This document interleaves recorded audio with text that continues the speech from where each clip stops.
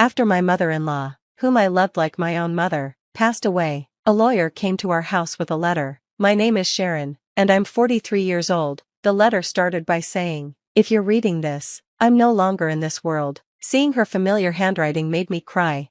My father-in-law died when my husband and I were still young, and there were no close relatives left in his family. My husband and I didn't have children, but we lived happily and modestly with my mother-in-law. We had a great relationship. My husband often said we were like mother and daughter. Sadly, my husband passed away from cancer last year, leaving just my mother-in-law and me.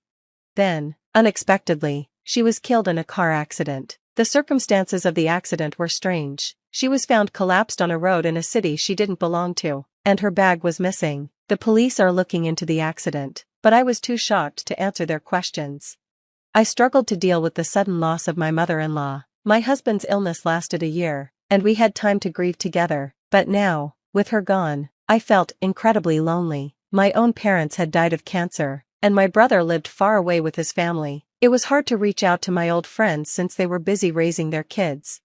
Then, a man claiming to be a lawyer called me. He sounded like he was in his 70s, around my mother-in-law's age. He apologized for not reaching out sooner and said he needed to give me something important. I wondered if it was a letter from my mother-in-law. I had never heard that she was in contact with a lawyer, and I worried it might be a scam, but I decided to meet him just in case.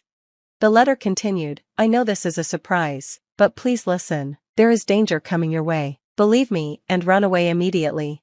As I read the letter, I looked at the lawyer sitting across from me and asked, "Do you know what this letter says? Was my mother-in-law in danger?" The handwriting was definitely hers. I recognized it right away, but the content didn't make sense to me. The situation felt so strange it seemed like a bad joke. My mother-in-law had died in a car accident, but the driver had already been caught. He said he found her lying in the road, which was why it took time to discover what happened. It looked like she had been hit and might have lost consciousness. If this letter was real, then my mother-in-law must have suspected someone was after her. If she knew, why didn't she run away? Tears filled my eyes again. The lawyer, remaining calm, said, "I haven't read the full content, but I can guess what it might be about." I was a bit annoyed at his vague answer, so I pressed him, "What did my mother-in-law tell you?" He replied, "I was the one who represented Oliver back then and was asked to help you." I was confused. Who is Oliver? The lawyer explained that my husband had a brother named Oliver, who was 6 years older than him. I had never heard of this brother from either my husband or my mother-in-law, and I had never seen any pictures of him either. The lawyer started pulling out some documents from a bag on the table. "Sharon, do you know that half of serious crimes in our country happen within families?" he said with a hint of irony in his voice. He explained that the family home, where we should feel safe, is often where tragic things happen, like one family member harming another. Then, he showed me an old photo of 4 people, a young man and woman who looked like parents, a boy, and a baby. The young woman looked familiar. It was my mother-in-law. At first, I didn't recognize the young man, but he looked like my husband. The boy also resembled the young man, almost as if they were father and son. The photo seemed to be taken during a trip to the beach, with everyone smiling in front of a large ship at the port. "That boy with the float is Oliver," the lawyer said. I stared at the picture of the boy, my husband's brother, whom I knew nothing about. The photo showed such a happy moment, and it made my chest hurt to think about what could have happened to him. Did Oliver cause some trouble? Was he the one who hurt my mother-in-law? The lawyer explained that this incident must have happened over 17 or 18 years ago, since my husband and I dated for 15 years before we got married. It seemed strange that I had never heard about any of this. He continued, "Oliver became a recluse starting in his first year of junior high because of bullying. 7 years later, he was involved in a serious incident." The lawyer described how Oliver, feeling hopeless after years of isolation, tried to commit suicide with his family one night. He went into his parents' room with a knife and struggled with his father, who woke up because of the noise. Even though he was badly injured, his father managed to subdue him. During the fight, my husband, who was just 14 at the time, heard his mother scream and called the police. The sound of sirens and ambulances disrupted the normally quiet neighborhood. At that time, issues like social isolation and mental health were often in the news, and the media sensationalized stories about reclusive kids plotting violence. I had heard news like that before, but I didn't realize it could be about my husband's family. Their story was different. The family couldn't handle the rumors and ended up moving multiple times, almost like they were fleeing. whether it was due to the father's severe injuries from the incident or the stress afterwards. My father-in-law passed away a few years later. My mother-in-law and my husband changed their names back to her maiden name, and they were finally able to lead a normal life in their new home. In situations like this, where a family member is both the victim and the perpetrator, it's hard to express emotions fully. You can't completely hate or blame anyone involved. It's all very confusing. If you suddenly find yourself in such a complicated situation, living under public scrutiny with rumors and criticism is incredibly hard. I hope you can understand the feelings of the deceased who couldn't talk to you, the lawyer said. I was speechless, overwhelmed by how harsh it all was. I had never thought about what happened to families after such an incident, but life continues as long as they are alive. The in-laws must have seen Oliver as their beloved child. The photo of Oliver I saw had a smile, just like my husband's, but he had some issues that couldn't be fixed, leading to a terrible tragedy later. Oliver was sentenced to prison for his actions. The lawyer explained. I represented Oliver. Remember, the same punishment applies even for an attempt. It could mean life imprisonment or a minimum of 5 to 20 years in prison. I interrupted him, asking, "Are you saying he could be out in just 5 years?"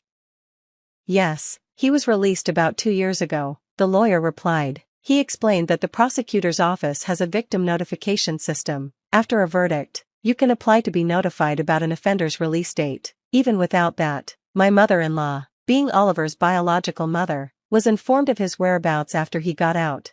At that time, my husband was undergoing cancer treatment, and she didn't want to worry him, so she didn't discuss it with him. The lawyer told me that Oliver committed the crime because he was feeling hopeless about his future. He hesitated but finally said Oliver wanted money to spend. After being a recluse for years, he secretly used my mother-in-law's credit card for online games and shopping, which led to his father scolding him.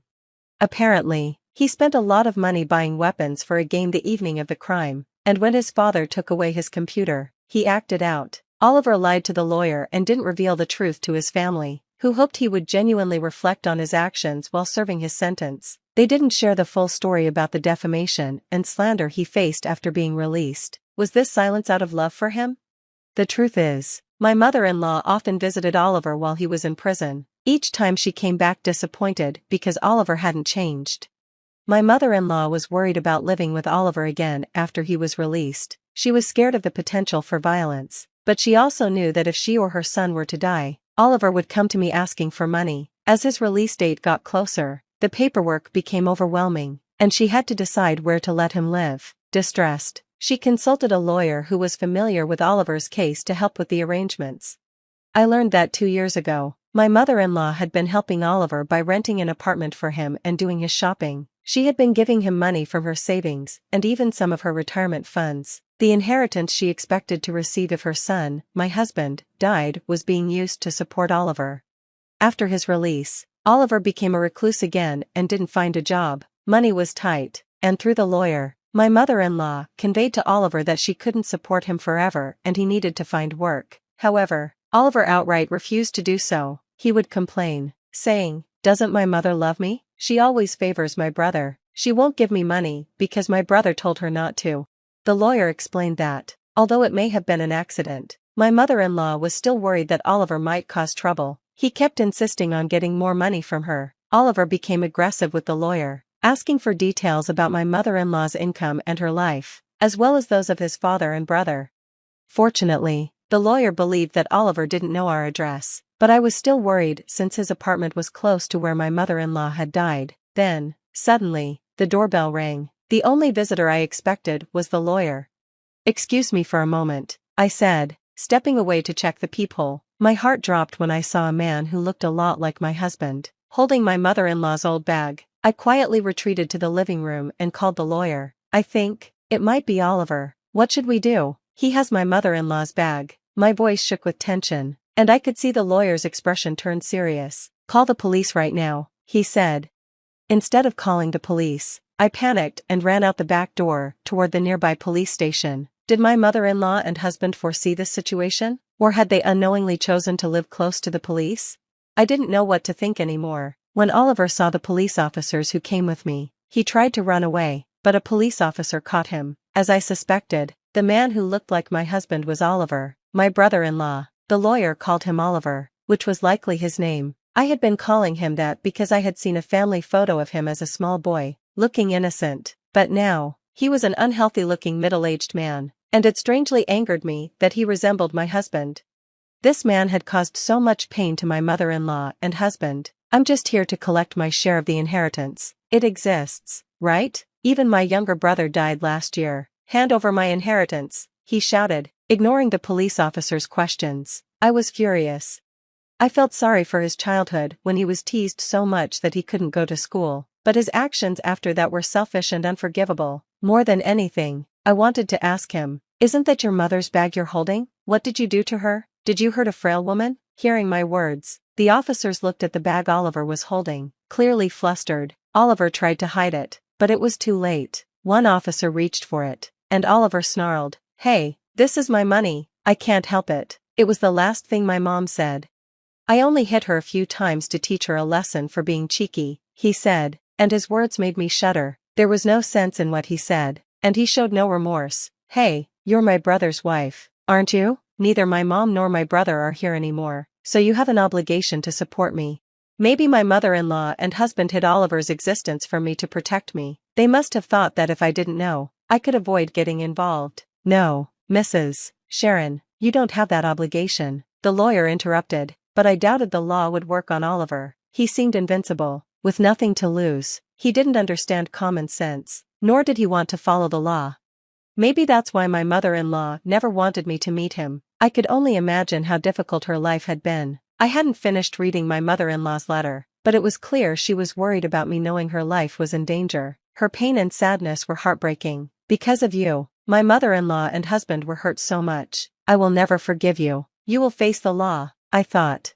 While it was true that the direct cause of her death was being hit by a car, Oliver left my unconscious mother-in-law on the road. He was not someone who should be allowed to roam free. I promised myself that I would do whatever it took to send him back to prison. The lawyer stood beside me and said, "I'll help you." Oliver was taken to the police station. The blood on my mother-in-law's bag and other evidence pointed to him as the culprit, and he was sent back to prison. I returned home with the lawyer and finally read my mother-in-law's letter to the end. It was filled with apologies and overflowing love for me. At the end, she wrote, "Life is still long. Please live a happier, freer life, Sharon." Seeing that, I couldn't hold back my tears.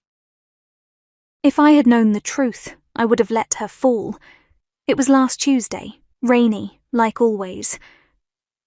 I was folding my mum's laundry, her sick clothes, as I called them, oversized cardigans, thermal socks, and those awful fleece pyjama sets. The house smelled like menthol rub and microwaved oatmeal. I heard her call out from the bedroom, that familiar croak she used when she wanted something. "Melanie, can you bring me the blue blanket, the one with the satin trim? My legs are freezing." I paused, sock in hand. "You've got 3 blankets already." She didn't answer, just let the silence stretch, like she always did when she wanted me to feel guilty. I dropped the sock. "Coming," I muttered. "My name's Melanie. I'm 33, and I've spent the last 5 years taking care of my mother full-time. No job, no vacations, no dates. Just sponge baths, pill schedules, and guilt trips."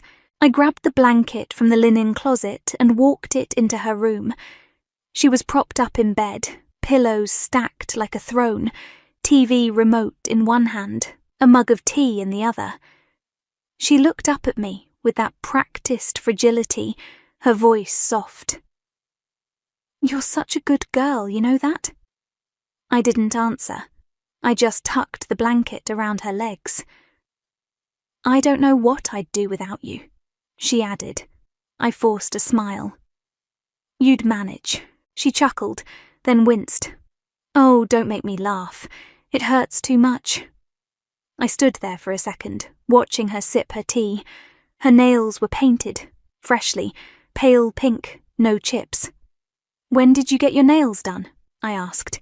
She blinked. "What?" "Your nails. They look new." "Oh, Gianna did them for me last week. She stopped by while you were at the pharmacy." Gianna hadn't been by in months. I didn't say anything.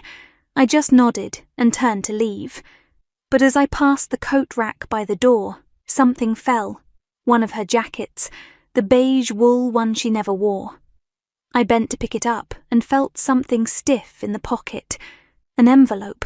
It was thick, marked in black ink. Private, do not open.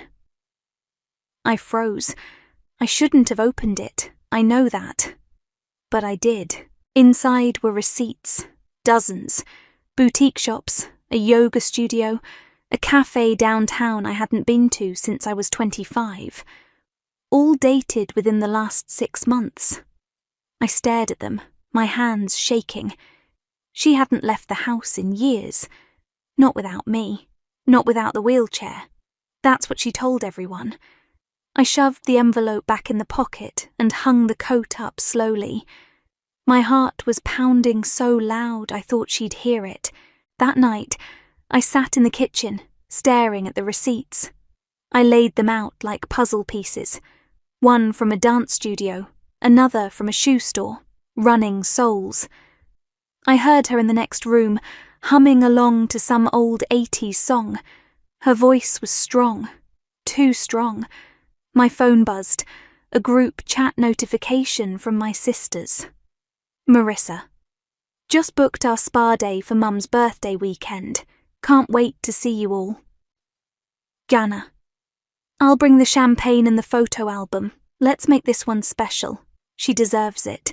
I stared at the screen. My stomach turned. They hadn't been here in months. They didn't see the way she made me feel like a criminal for wanting an hour to myself.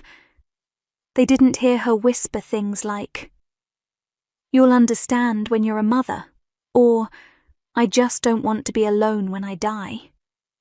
I texted back, "Sounds good. I'll handle the slideshow." I didn't sleep that night. I just sat there, receipts spread across the table like evidence, 'cause that's what they were. Evidence. The next morning, I made her breakfast, oatmeal, toast, chamomile tea. She smiled when I brought it in. "You're such a blessing," she said, reaching for my hand. I smiled back. I know. Later that day, I started cleaning out the hall closet. She was napping, or pretending to.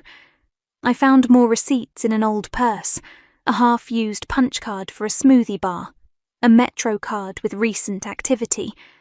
I opened her laptop, password protected. I guessed it on the 3rd try. Angel Mel 33. I searched for anything, photos, emails, nothing, but something told me to keep looking. That night, while she slept, I crept into her room. Her breathing was even, peaceful. I moved the closet, careful not to make a sound. Behind a stack of old journals, I found a shoebox. Inside, a flash drive. It was tucked inside a worn ballet slipper. I stared at it, my fingers trembling. Back in my room, I plugged it into my laptop. The screen lit up. A folder labelled Mornings. Another, Stretching. And then, Dance class. I clicked on the first video. There she was, my mother, in yoga pants, doing sun salutations in our living room. The timestamp 6 months ago. I clicked another. She was jogging. Another. She was salsa dancing, laughing, twirling. I covered my mouth. I watched for hours. Every clip a lie. Every smile a knife in my back. At 3 a.m, I heard her stir. I shut the laptop and slid the flash drive into my pocket. The next morning, she was back in her bed, moaning about her knees. "I think we need to call Ainsley," she said, as I handed her breakfast. "It's time to finalise the will." I didn't say anything. She looked at me. "You've been so good to me, Melanie, but sometimes people change their minds." I nodded. Of course they do. Later that afternoon, I checked the mail. Among the bills and flyers was a cream-coloured envelope, no return address. Inside, a single note. "We've seen her walking. You aren't crazy." I looked up and down the street. No one. I went back inside and smiled at her like nothing had changed, but everything had. I waited until she was snoring, not the fake kind she does when she wants me to think she's asleep, the real, deep, open mouth kind. The kind where her breath rattled like a loose screen door. I stood in the hallway, holding my breath, then pushed her bedroom door open just enough to peek in. Her arm was flung over her face. The TV was still on, some rerun of a cooking show flickering against the walls. I crept in. Her closet door creaked when I opened it, so I paused, heart thudding in my ears. Nothing. I crouched and started feeling behind the shelves. My fingers brushed the edge of something hard, a wooden box. I pulled it out. Inside were old journals, some receipts, and a crumpled envelope with my name on it. I didn't open it, not yet. I kept digging. That's when I found the second flash drive, tucked inside a satin point shoe, stuffed behind a stack of old scarves. I stared at it for a second, then slipped it into my hoodie pocket and backed out of the room. In my bedroom, I plugged it in. This one was worse. Clips of her dancing. Again. But this time, she wasn't alone. She was in a group class, laughing with other women. One video showed her twirling in front of a mirror, mouthing the lyrics to some pop song. Another had her lifting weights in our garage. The timestamp? 2 weeks ago. The same day she told me she couldn't lift a spoon. I clicked through the files, faster now. One showed her pruning roses in the backyard. Another, her walking the dog, our neighbour's dog. She told me she was allergic to dogs. I slammed the laptop shut. The next morning I made her eggs. She barely touched them. "My stomach's off," she said. "Maybe from the stress. I've been thinking a lot about the will." I poured her more juice. "What about it?" "Well," she sighed, "you know Ainsley's coming over next week, just to finalise a few things. I've been wondering if it's fair to put everything on you." I smiled. "You mean since I've been taking care of you?" She blinked. "Exactly. Maybe it's too much responsibility." I nodded. "Maybe." She didn't say anything else, just looked at me over her tea like she was trying to read my mind. That afternoon, I got a call from Ainsley. "Hey, Melanie, just a heads up, I'll be dropping by on Thursday. Your mum wants to go over the final draft of her will." "Final draft?" "Yeah, she's making some changes. Nothing personal. Clients are allowed to choose what's best for them." I stared at the wall. "Right, of course. Anyway, I'll only need an hour or so. She said you'd be home?" I swallowed. I always am. After I hung up, I sat at the kitchen table and stared at the flash drive. My hands were shaking, but not from fear, from rage. She was cutting me out. I'd given her 5 years, my 20s, my sanity. I missed my best friend's wedding because she had a bad spell that week. I turned down a job interview because she couldn't be left alone for more than an hour. I skipped dates, birthdays, everything, and now she was cutting me out. My phone buzzed again. Yana. "Hey sis, just sent you the pics for the slideshow. Let me know if you need more. Can't wait for the party." Marissa. "I'll be flying in Friday. Let's make this birthday one she'll never forget. Oh, I plan to." That night, I started building a new slideshow. I used the photos they sent, childhood birthdays, vacations, baby pictures. But I added my own clips too. A secret playlist, one that started with a smiling photo of Mom in her wheelchair. Then cut to her jogging down the street in leggings and a ponytail. Roman called while I was editing. "Hey," he said, "you sound weird. Everything okay?" Roman and I had dated in high school. We reconnected last month in a caregiver support group. He was taking care of his dad. We started texting, then talking, then coffee. "You ever feel like you're going insane?" I asked him. He was quiet for a second. "All the time." "I found something," I said. "Videos. Proof she's been faking. Jesus, she's cutting me out of the will. Mel, what are you going to do?" I stared at the screen. "I'm going to show everyone." He exhaled. "You sure?" "She's throwing a party, a celebration of resilience. Gianna's idea. I'm in charge of the slideshow." "Melanie, I'm done being the good daughter."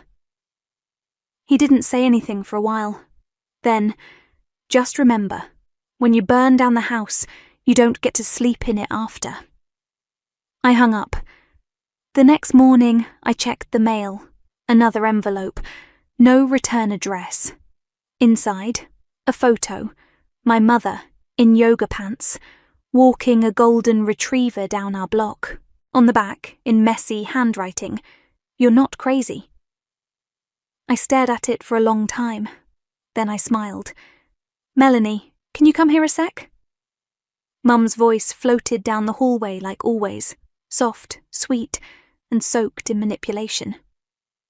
I paused mid-click. I was editing the final segment of the slideshow, the part where her lies would unravel in 1080p clarity. "Coming," I called, saving the file. She was sitting upright in bed, robe tied tight, hair curled. She looked like she was about to host a morning show, not a woman who claimed to be too weak to walk to the bathroom. "I was thinking," she said, patting the bed beside her. "Maybe we should add that picture of me holding you after your tonsil surgery. You looked so small. It might remind your sisters how much I've been through." I sat down, careful not to let the flash drive in my hoodie pocket press against her. "Sure, I'll find it." She smiled, all teeth. "You've always been so good at this stuff. I'm lucky to have you." I nodded. "You are." She didn't catch the edge in my voice. Later, I was in the living room when Gianna FaceTimed me. Her background was some rooftop pool in LA. She wore big sunglasses and a bikini top that probably cost more than my rent. "Hey, baby sis, just checking on the slideshow. I sent you like 20 pics. Did you get them?"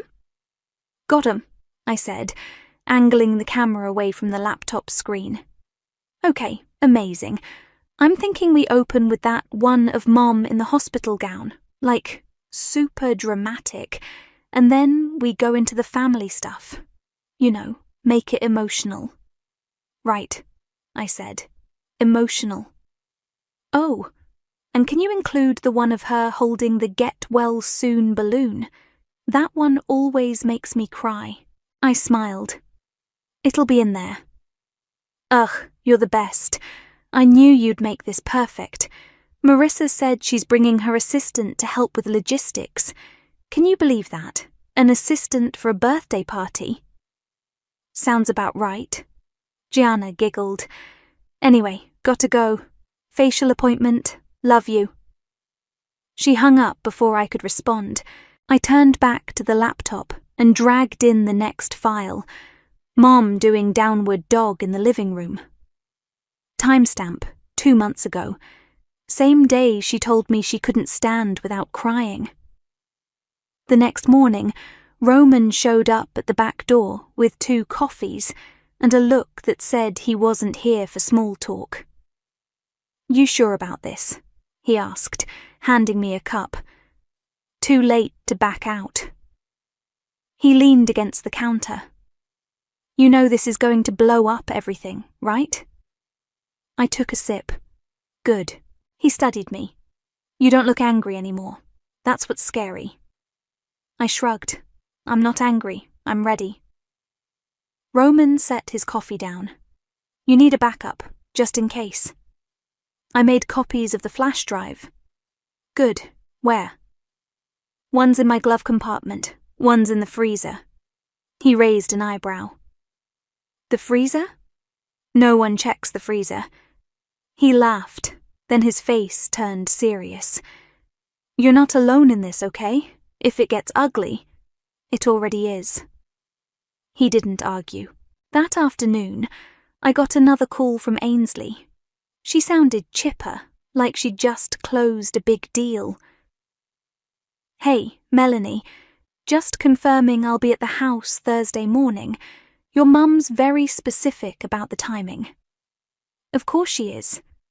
She mentioned you're doing the slideshow for the party. That's so sweet of you. Yeah, I wanted to make it unforgettable. A beat of silence. Well, I'm sure it will be. Anyway, see you soon. I hung up and stared at the screen. I opened the slideshow one more time and hit play.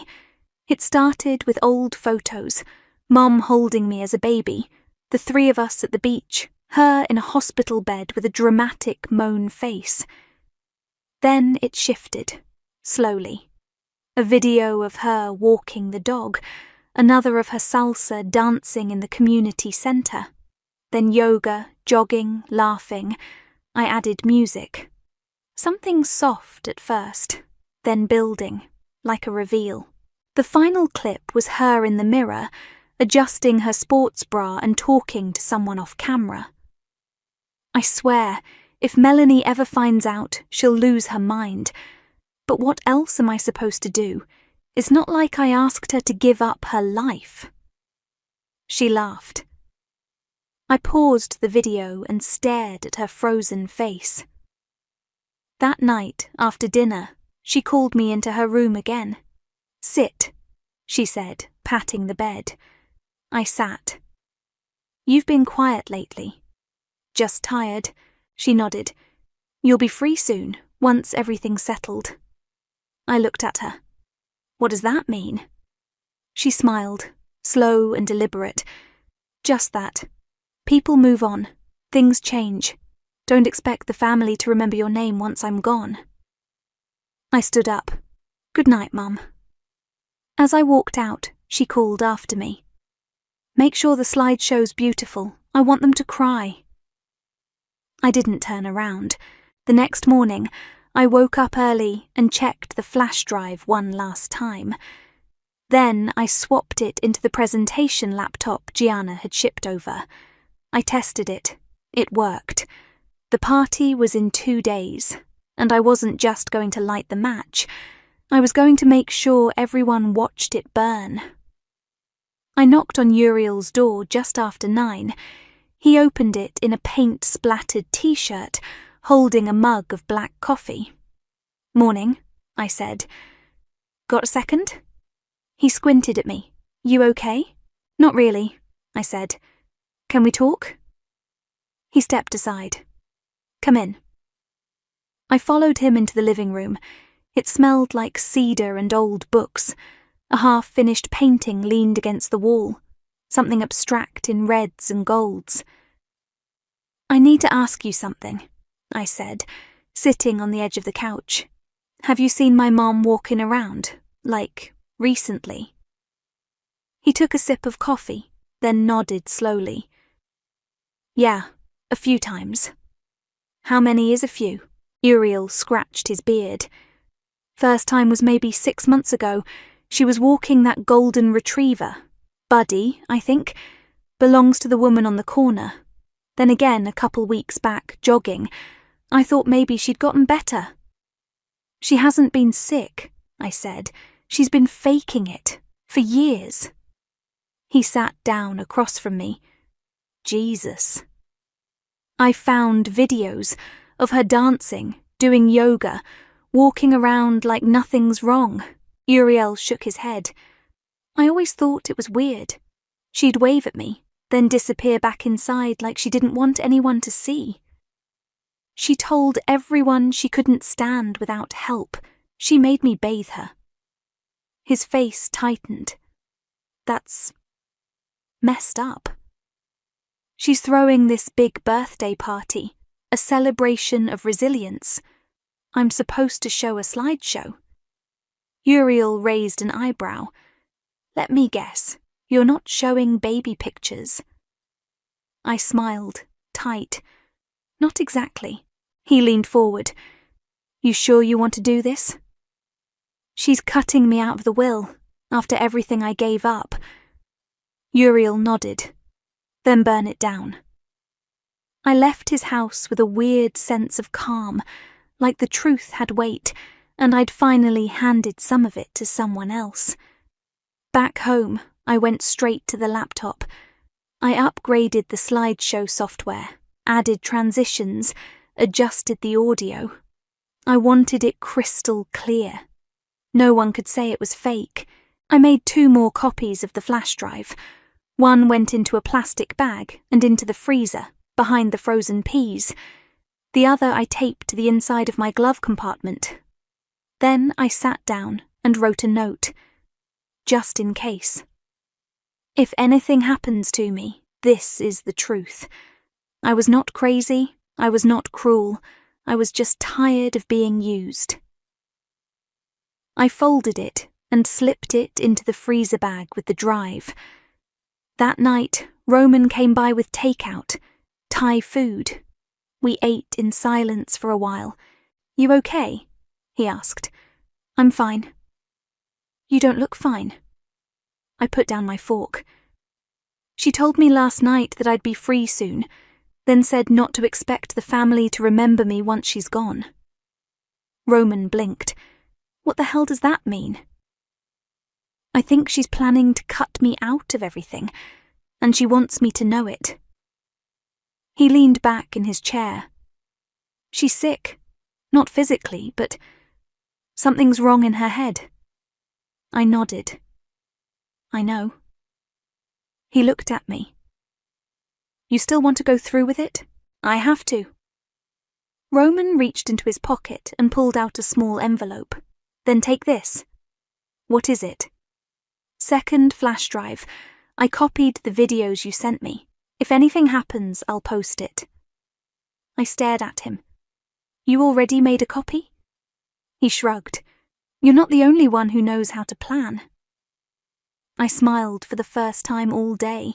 The next morning, I woke up to find Mom already dressed. Full makeup, hair curled. She was sitting at the kitchen table, sipping tea like it was a talk show set. Big day tomorrow, she said. Yep. I hope you picked good photos. Nothing too embarrassing. I poured myself coffee. I think people will be surprised. She smiled. Good. I like surprises. I sat across from her. You know what I've been thinking about? That time I missed my college graduation because you had the flu. She waved a hand. Oh, don't be dramatic. You were going to skip it anyway. No, I wasn't. She tilted her head. Well, it's not like it mattered. You didn't get a job after, did you?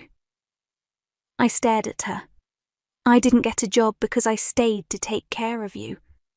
She sipped her tea, and I'll always be grateful. I stood up. You're not. She blinked. Excuse me? You're not grateful. You're just good at pretending. She opened her mouth, but I walked out before she could speak. In my room, I checked the slideshow one last time. I added a final slide. The truth doesn't need to scream, it just needs to be seen. That night, I barely slept. I kept seeing her face in those videos, laughing, spinning, lying. In the morning, I packed up the laptop, the flash drive, and the backup. I wore black. Not because it was a party, but because I was mourning something. Maybe myself. As I walked past her room, she called out, You ready? I didn't stop. More than ever, and I meant it. The venue was rented out, a fancy event space downtown with vaulted ceilings, white tablecloths, and a string quartet playing near the entrance like we were at a wedding instead of a birthday party for a woman who'd faked being sick for half a decade. I walked in behind Mom, pushing her in the wheelchair she didn't need. She wore a pale lavender dress, her signature frail but fabulous look. Her makeup was flawless. She waved gently to the guests like some tragic queen. Gianna ran up in stilettos and a sparkly jumpsuit. "Oh my God, you both look amazing." She kissed Mom on the cheek. "You're glowing." "It's the love," Mum said, smiling sweetly. "I feel so supported." Marissa was already inside, clipboard in hand, barking orders at the caterers. Her husband, Marquis, stood near the bar, sipping something brown and looking like he wanted to disappear. "Melanie," Marissa said, walking over. "Did you bring the laptop?" I held up the bag. "Got it right here. Perfect. We're starting the slideshow after Gianna's speech. Don't be late setting it up." I nodded. Wouldn't dream of it. People started arriving fast. Old neighbours, church ladies, even a few of Mum's book club friends who hadn't seen her in years. They hugged her like she'd survived a war. "She's a miracle," one woman whispered to another. I set the laptop up at the back of the room, plugged it into the projector, checked the file twice. The videos were all there. The music was cued. The final slide was ready. Roman slipped in through the side door and gave me a nod. He leaned against the wall near the exit, arms crossed. Gianna took the mic and clinked her glass. "Hi everyone. Thank you for coming to celebrate the strongest, most inspiring woman we know, our mum." Applause. She's been through so much, and yet she's still here, smiling, teaching us what grace looks like.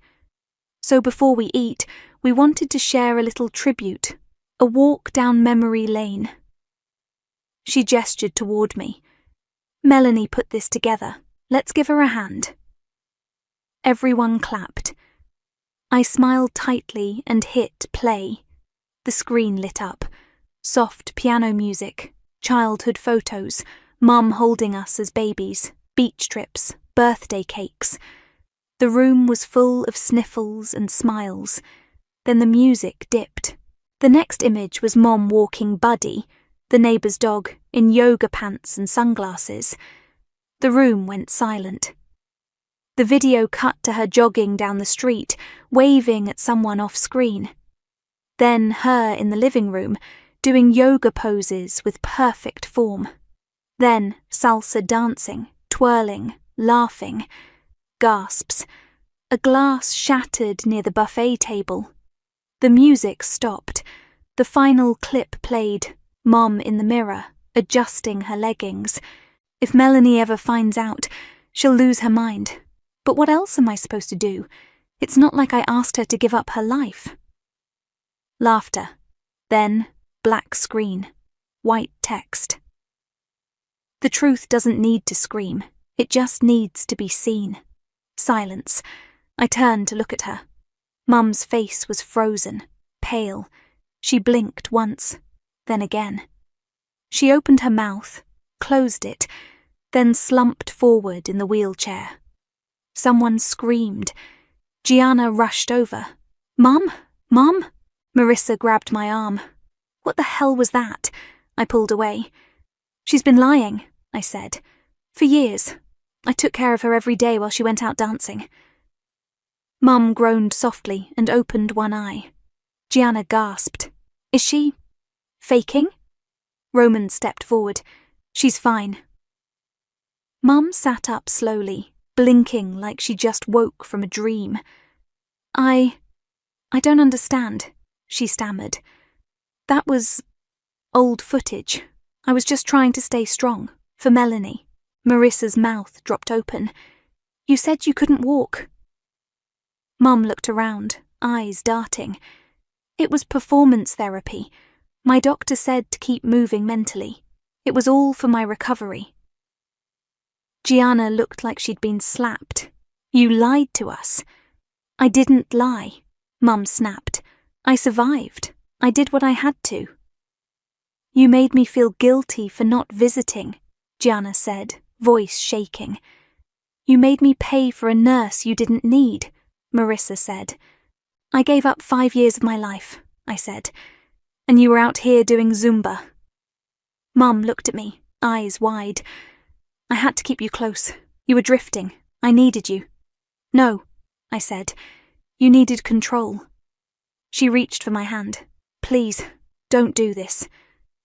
I stepped back. Marissa turned to Ainsley, who had just arrived and stood frozen near the door. You knew about this? Ainsley's face was blank. I can't comment on client matters. Gianna screamed. This is insane. The room erupted. Voices overlapping. People shouting. Some guests slipped out. Others stayed, watching like it was a reality show. Marquis came over and pulled me aside. I always thought something was off, he said. She was too dramatic. I nodded. You were right. He looked at me. You okay? I don't know. Mum was still in the middle of the chaos, trying to explain, crying now. Gianna was filming it. Marissa was on the phone with someone, probably a lawyer. I walked out. Roman followed me into the hallway. You did it, he said. Yeah. He nodded toward the door. They'll never see her the same again. I don't want them to. He looked at me. You ready for what comes next? I took a deep breath. No. But I walked out anyway. I didn't go back inside. I stood on the sidewalk outside the venue, arms crossed, watching guests trickle out with stunned faces and tight whispers. Some avoided eye contact. A few looked at me like I'd just kicked a puppy. I didn't care. Roman stood beside me, silent. He didn't try to hug me or say some comforting line. He just stood there, solid, like a wall I could lean on if I needed. The door burst open behind us. Gianna stormed out, heels clicking hard against the pavement.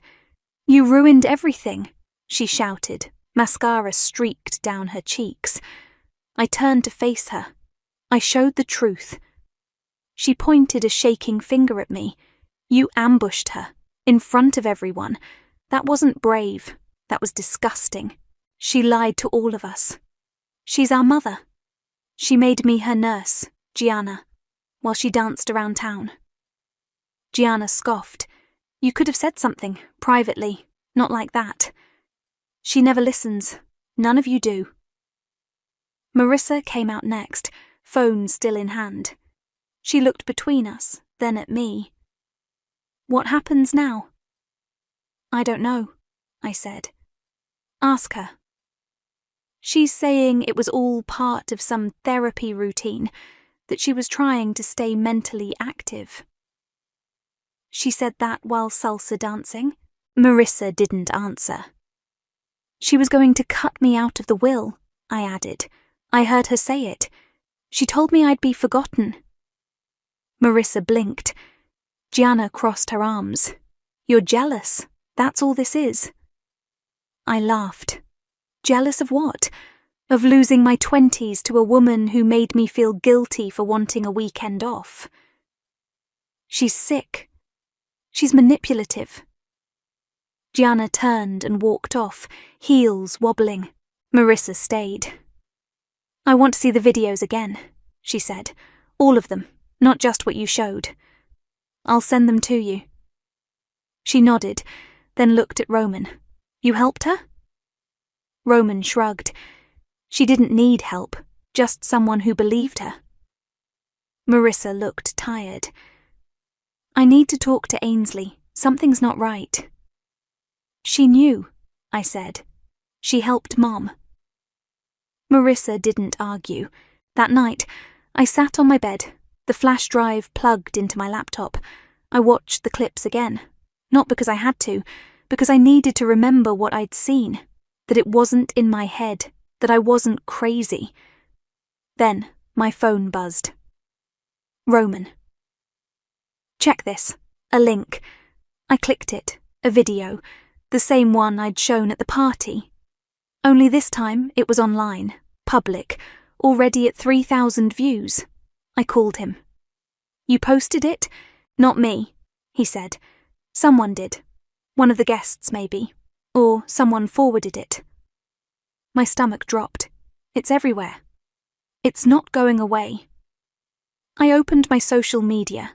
Notifications were blowing up, DMs, tags, people commenting things like caregiver scam and this woman deserves jail. My phone rang again. Unknown number. I didn't answer. Another call. Then another. I turned it off and tossed it on the bed. The next morning, I sat at the kitchen table, staring at a cold cup of coffee. Mum hadn't come out of her room. The silence in the house was thick. Then the doorbell rang. I opened it to find a reporter standing there, microphone in hand, camera crew behind him. Melanie, do you have a comment about your mother's condition? I shut the door. A few minutes later, another knock. This time it was Ainsley. Her eyes were bloodshot, hair pulled back tight. I need to speak to your mother, she said. She's not taking visitors. I'm her lawyer. Not anymore. She pushed past me and walked straight to the bedroom. I followed. Mum was sitting on her bed, robe wrapped tight, eyes puffy. Ainsley? She said, voice hoarse. I didn't expect... We need to talk, Ainsley snapped. There's an investigation now. Elder fraud, financial abuse. I could lose my license. Mum's lip trembled. I didn't mean for it to go this far. You told me you were sick, Ainsley hissed.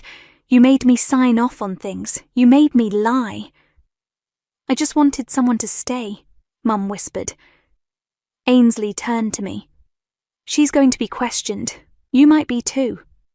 I have nothing to hide. Ainsley didn't respond. She just walked out. Mum looked at me. They're making me out to be a monster. I leaned against the doorframe. You made yourself one. I was scared. You were selfish. She wiped her eyes. I left you the house, in the will. You should know that. I didn't react.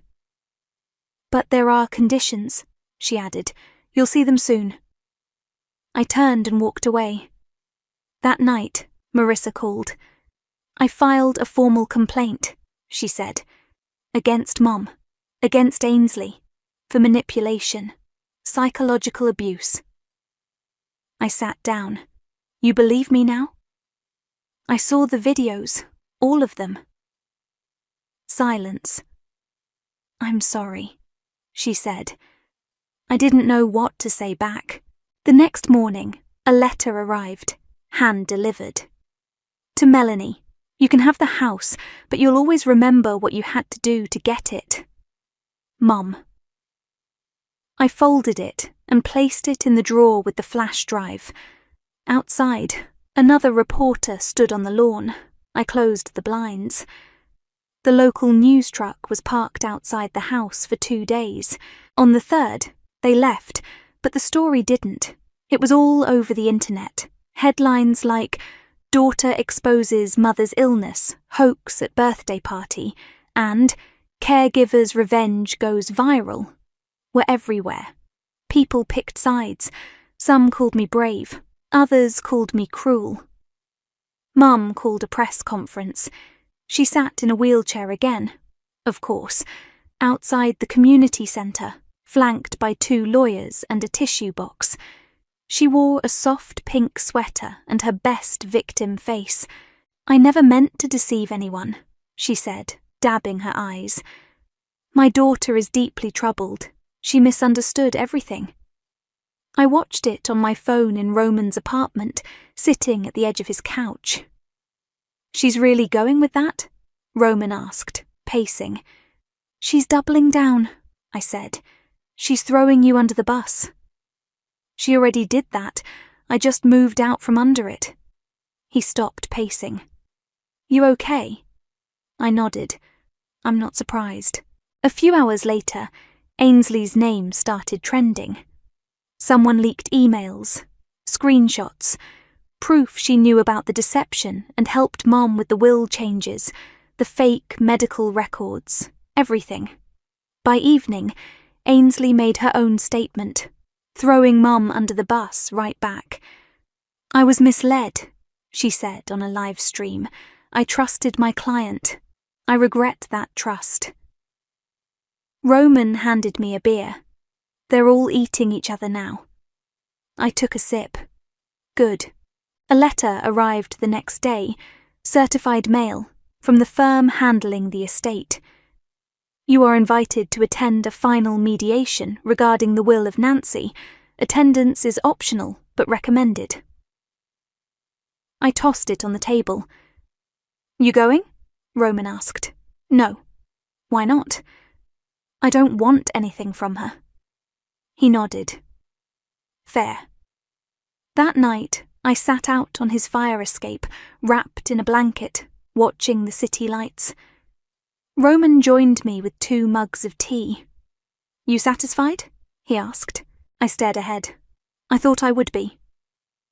He waited. I wanted justice, I said. I got spectacle. He nodded slowly. Sometimes they're the same thing. Not really. He looked at me. But you're free now. I didn't answer. The next morning, I got a call from Marissa. She's trying to settle, she said. She wants everything to go away quietly. Of course she does. I said no. I want a full inquiry. I want her to explain herself in court. I blinked. You're serious? She used all of us. She made me pay for things she didn't need. She made me feel guilty for not being home. I sat down. You really believe me now? I do. She paused. You started something, and I'm not letting it die. I didn't know what to say. I just sat there, listening to the sound of someone else finally picking up the torch. Later that day, I drove back to the house, just once. I parked outside and stared at the windows. It looked smaller than I remembered, older. I didn't go in. Instead, I walked around the backyard. The roses were still blooming, the ones she trimmed in secret while I thought she was too weak to stand. I pulled out my phone and took a picture. Then I left. When I got back to Roman's place, he handed me another envelope. This came for you. Inside was the official will. Attached was a note in Mom's handwriting. You win, but you'll always be the girl who needed an audience. Roman read it over my shoulder. She still thinks this is about attention. She doesn't understand anything. You going to keep the house? No. Sell it? I nodded. He watched me for a second. You know you don't have to stay here, but if you want to, the couch is yours. I gave him a small smile. Thanks. That night, I packed up the flash drives, all of them. The original, the backups, the one Roman made. I put them in a small lockbox and labelled it The Truth. Then, I drove to the storage unit I'd rented the week before. I placed the box on the top shelf, closed the door, and locked it. As I walked away, I whispered, I didn't set the fire. I just made sure everyone saw the smoke. And for the first time in years, I didn't feel like I owed anyone an explanation. The house sold in 9 days. A young couple bought it, newlyweds, both teachers. They loved the rose bushes and the quiet street. I handed them the keys without stepping inside. I didn't need to walk those rooms again. I'd already memorized every corner, every lie told in the hallway, every tear cried in the kitchen. Roman waited in the car while I signed the last papers. When I slid into the passenger seat, he handed me a bottle of water and didn't say anything. He didn't have to. We drove in silence. Not the awkward kind, the kind that says, "You've made it through something, and now you get to breathe." Back at his apartment, I tossed the envelope with the check onto the counter and opened the fridge. "You hungry?" I asked. Roman leaned against the wall. "Always." I pulled out leftover pasta and started heating it up. He grabbed 2 plates. "So," he said, "what now?" "I don't know. Sleep, maybe get a job, something where I don't have to wipe anyone's mouth." He smirked. "You ever think about writing?" I raised an eyebrow. "Writing? You've got a story. People clearly want to hear it." I shook my head. "I don't want to be the girl with the viral mom." "You're more than that." The microwave beeped. I plated the pasta and handed him a fork. "I just want something simple," I said. "A life that's mine." He nodded. "You've earned that."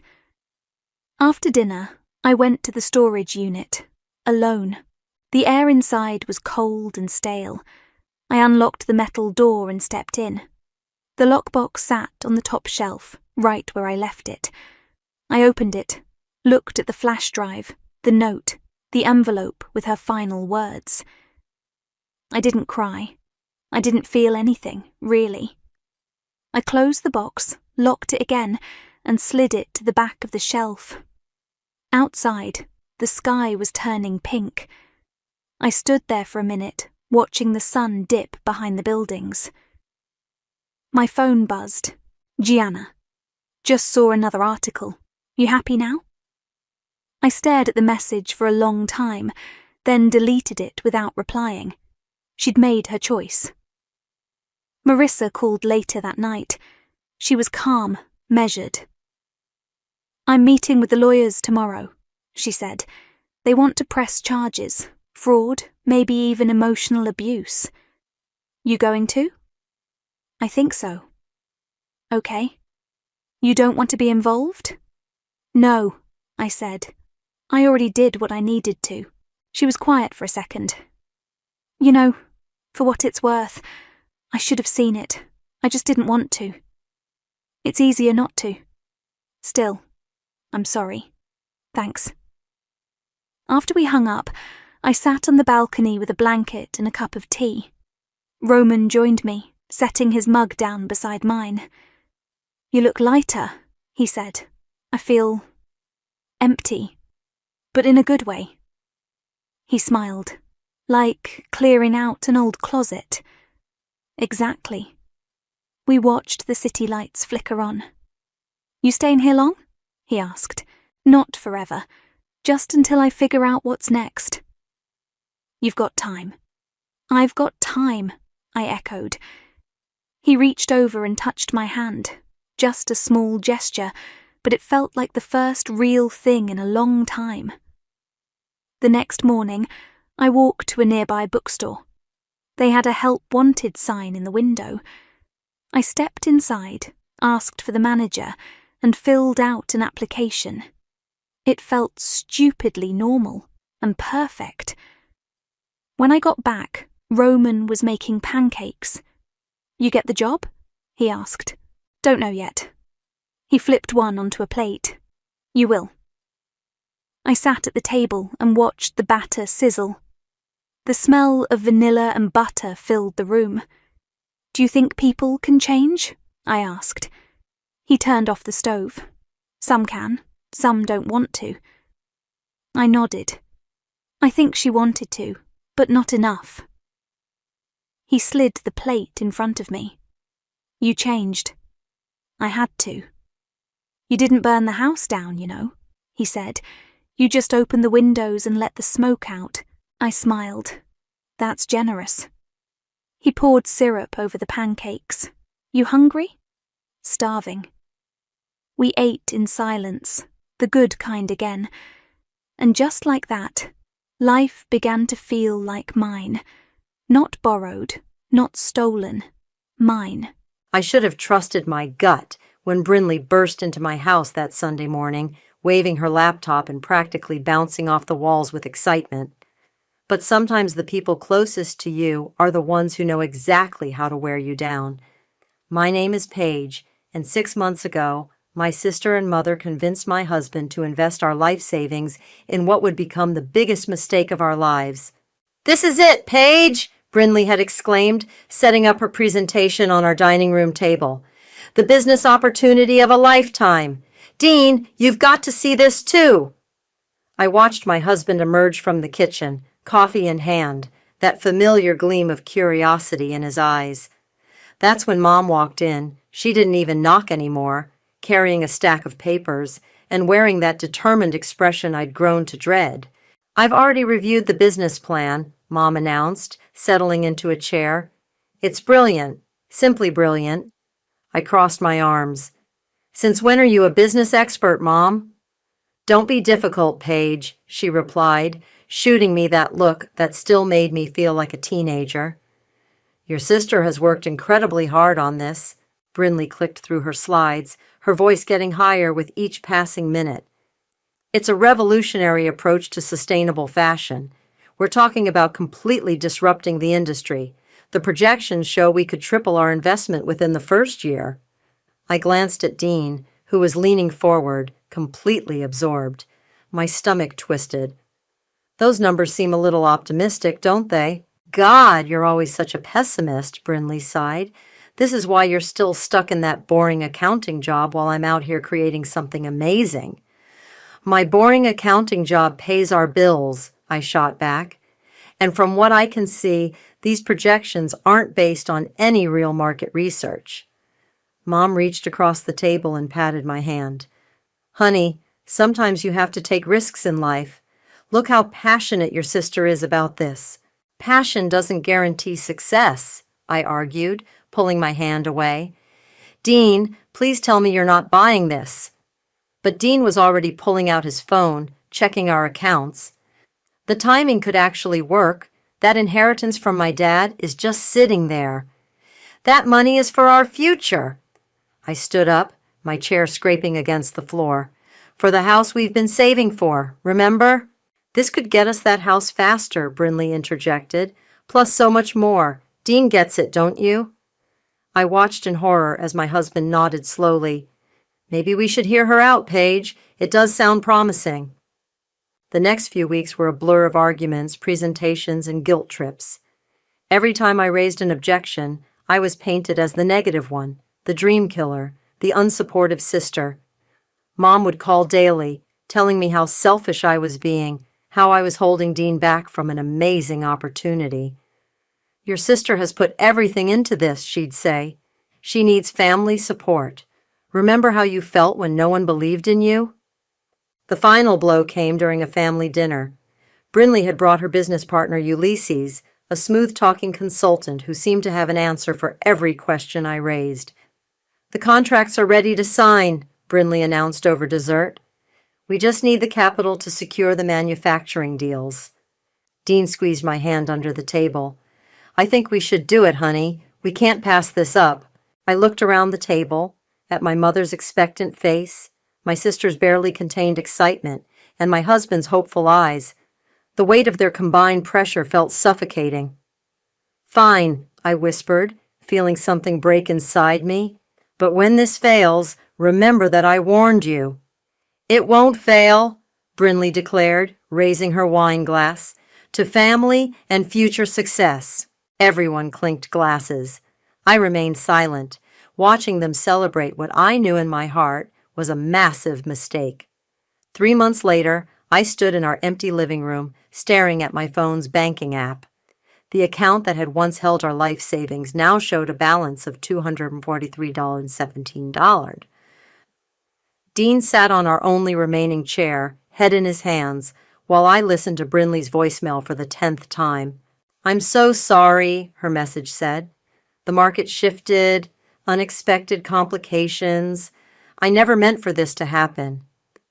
Mom had stopped taking my calls 2 weeks ago, right around the time Brinley's company filed for bankruptcy.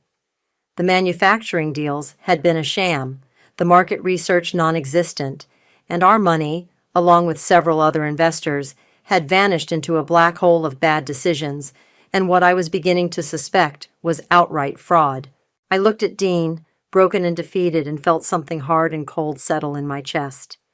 They had all pushed us into this, my mother, my sister, even my own husband. They had dismissed my concerns, belittled my caution, and now they had the audacity to disappear when everything fell apart. That's when I made a decision. They thought I was just the negative one, the pessimist, the boring accountant. They were about to learn exactly what this boring accountant could do. The morning after our world collapsed, my phone buzzed with a text from Mom. After weeks of silence, she finally had something to say. "Let's meet for coffee. We need to discuss moving forward." I stared at the message while Dean got ready for work.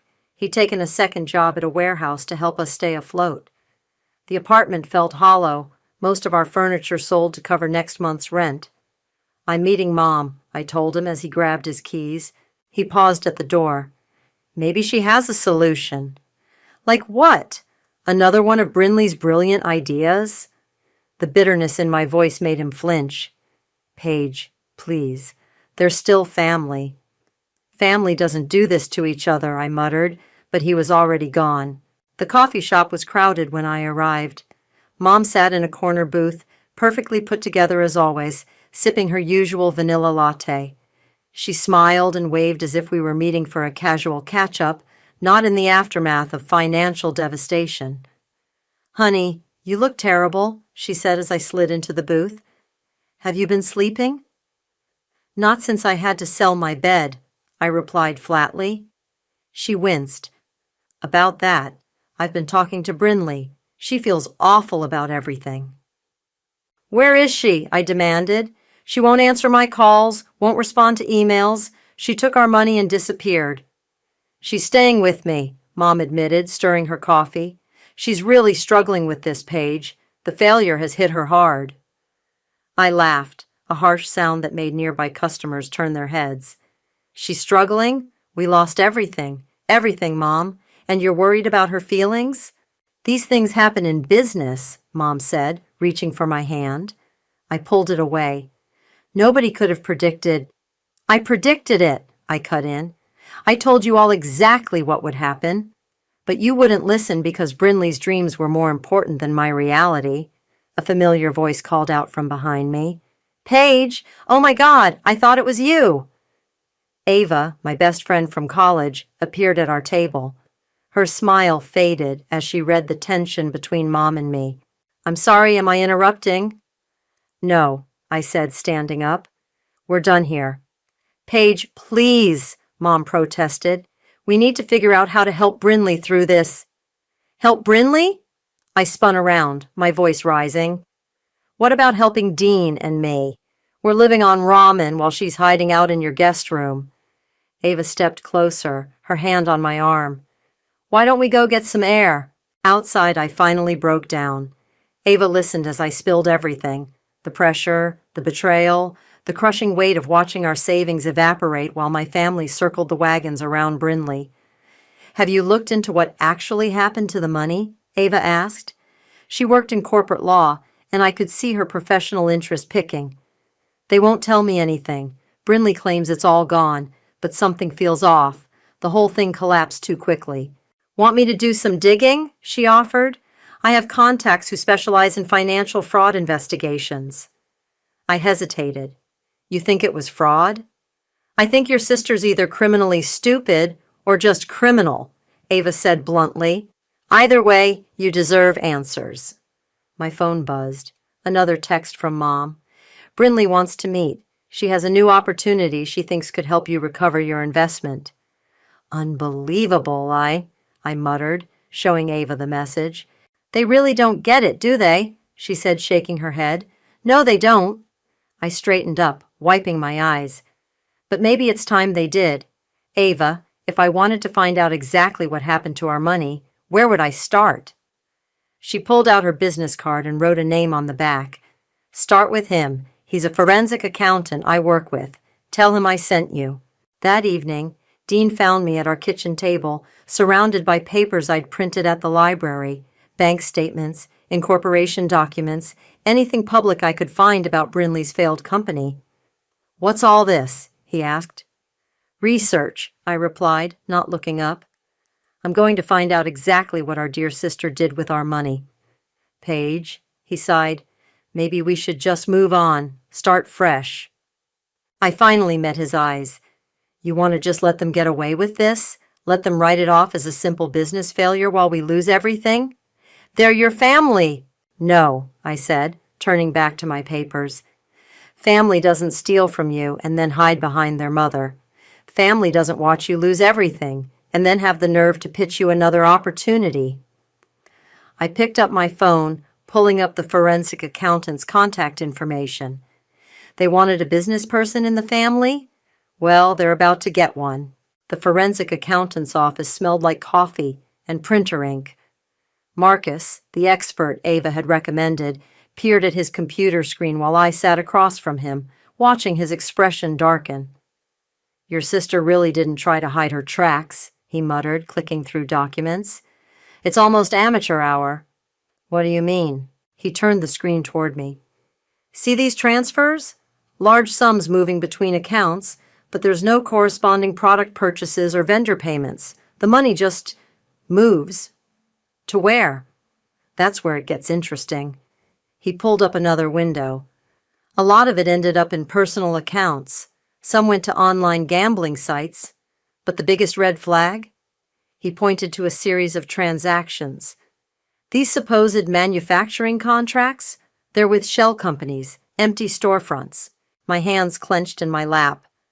"Are you saying she never intended to manufacture anything?" "I'm saying your sister ran what looks like a classic Ponzi scheme, just not very well." I left Marcus's office with a USB drive full of evidence and a storm brewing in my chest. On my way home, my phone rang. Ulysses, Brinley's former business partner. "Paige, can we meet? There's something you should know." An hour later, I sat across from him at a quiet bar. He looked nervous, fingers drumming on his beer bottle. "I quit last week," he said, "right before everything fell apart. I saw what was coming." "And you didn't warn anyone?" He winced. "I tried telling Brinley she was in over her head, but she kept saying your mom would cover any shortfalls. That family money would keep us afloat." "What family money?" I leaned forward. "Mom's not rich." "That's what I thought. But Brinley had these emails." He pulled out his phone, scrolling through messages. "Here. She was telling investors that your mother was backing the company with her retirement fund." I read the emails, my blood running cold. Mom's name was all over them, listed as a silent partner and financial guarantor. Her signature appeared on documents she couldn't possibly have seen. "Did my mother know about this?" Ulysses shook his head.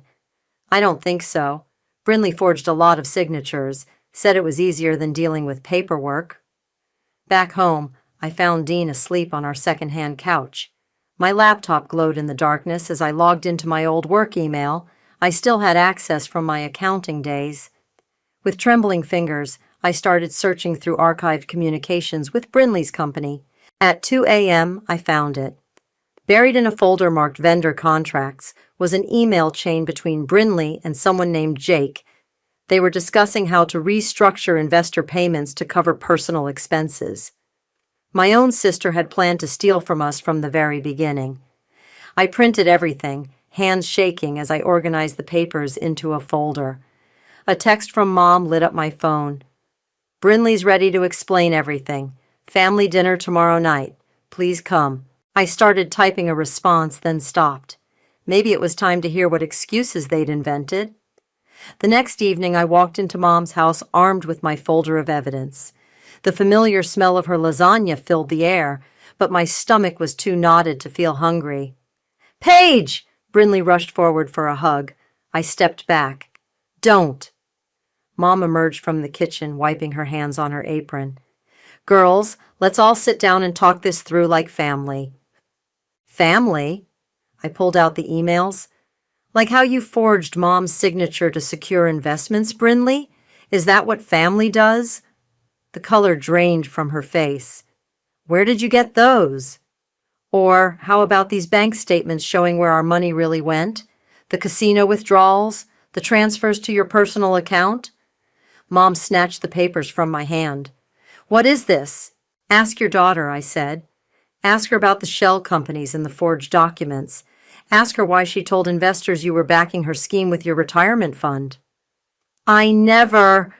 Mom's voice trailed off as she read. Brinley, my sister's face crumpled. I was going to pay it all back. I just needed some startup capital.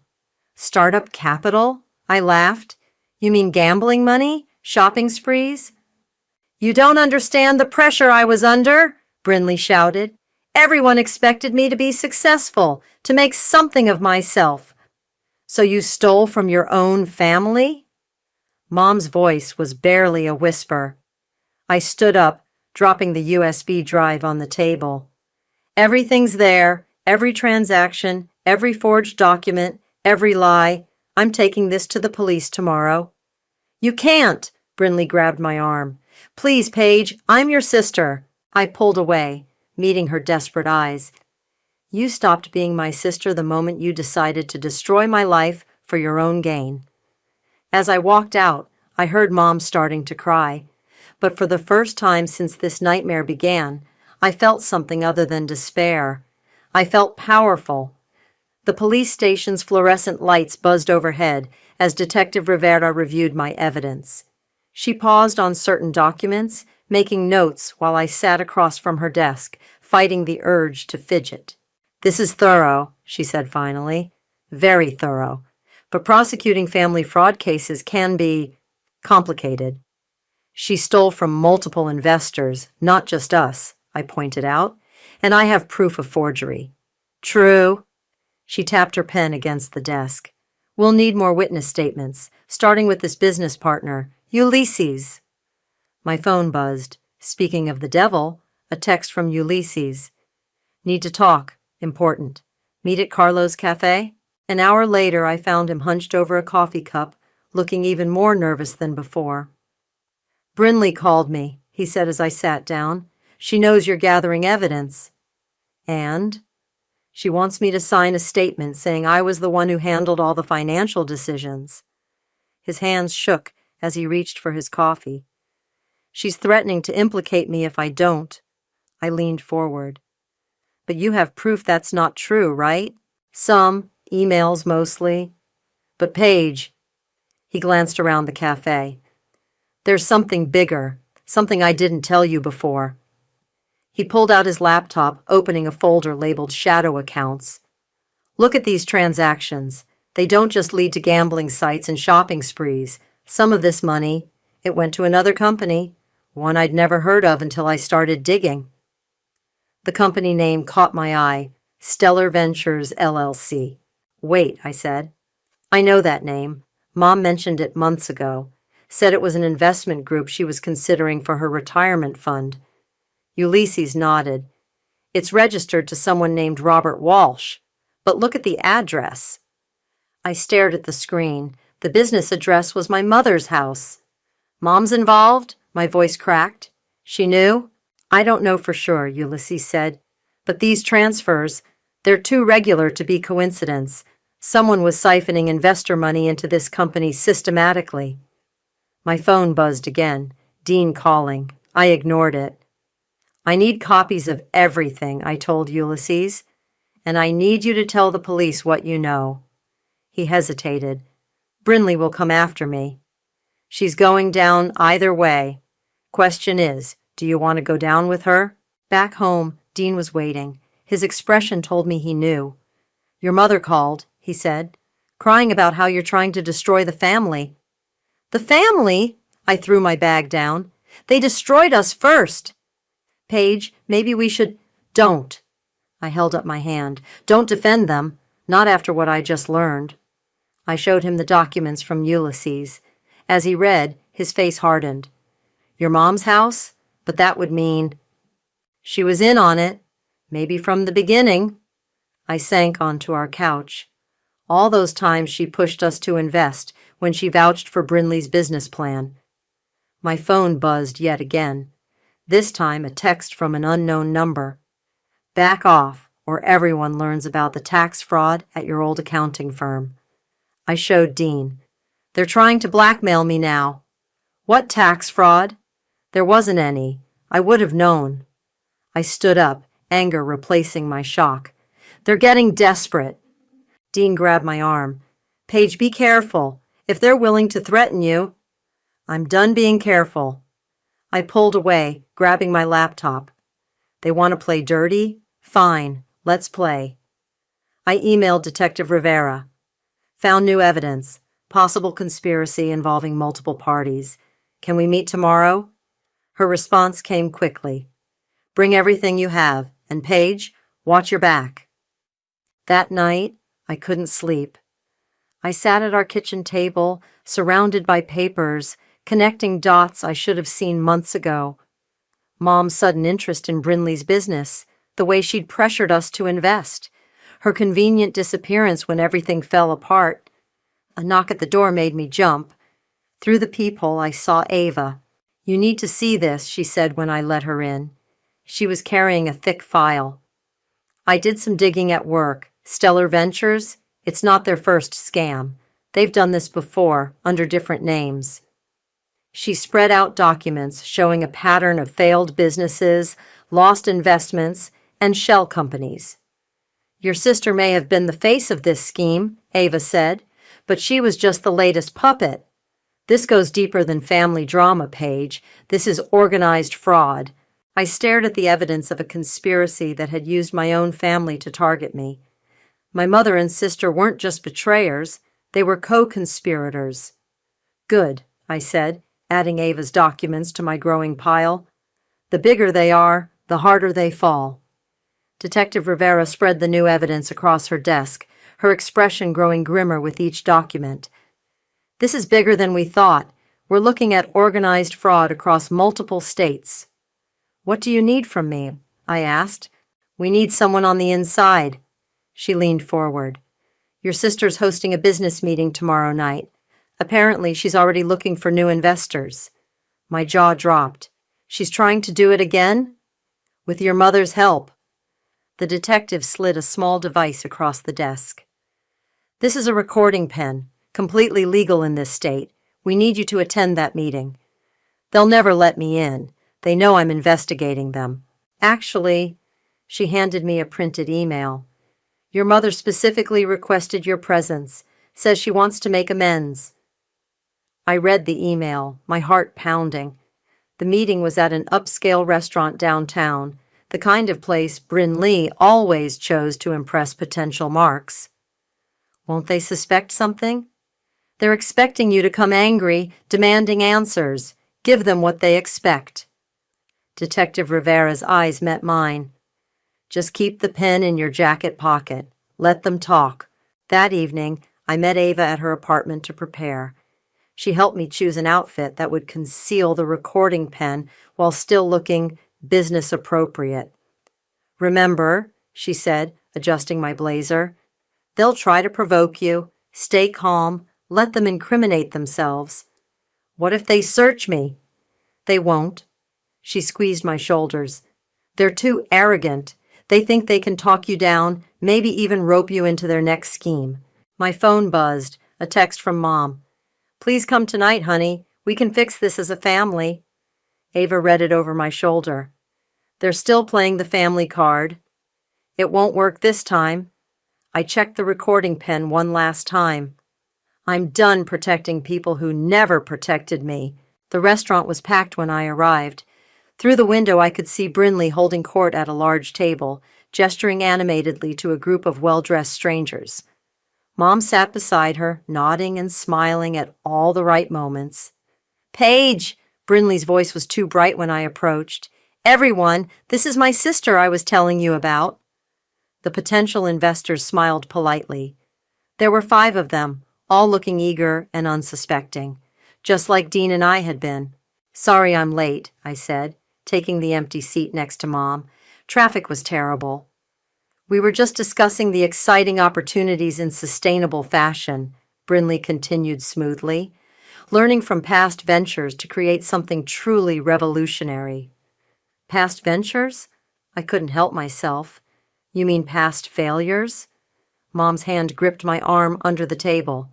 Paige, please. We're here to move forward. One of the investors, a woman in her 40s, leaned forward. I'd love to hear your perspective, Paige. Your sister mentioned you have financial experience? I do. I felt the recording pen press against my chest.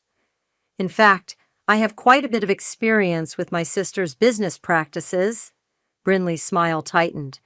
Perhaps we should discuss the new proposal first. No, let's discuss experience.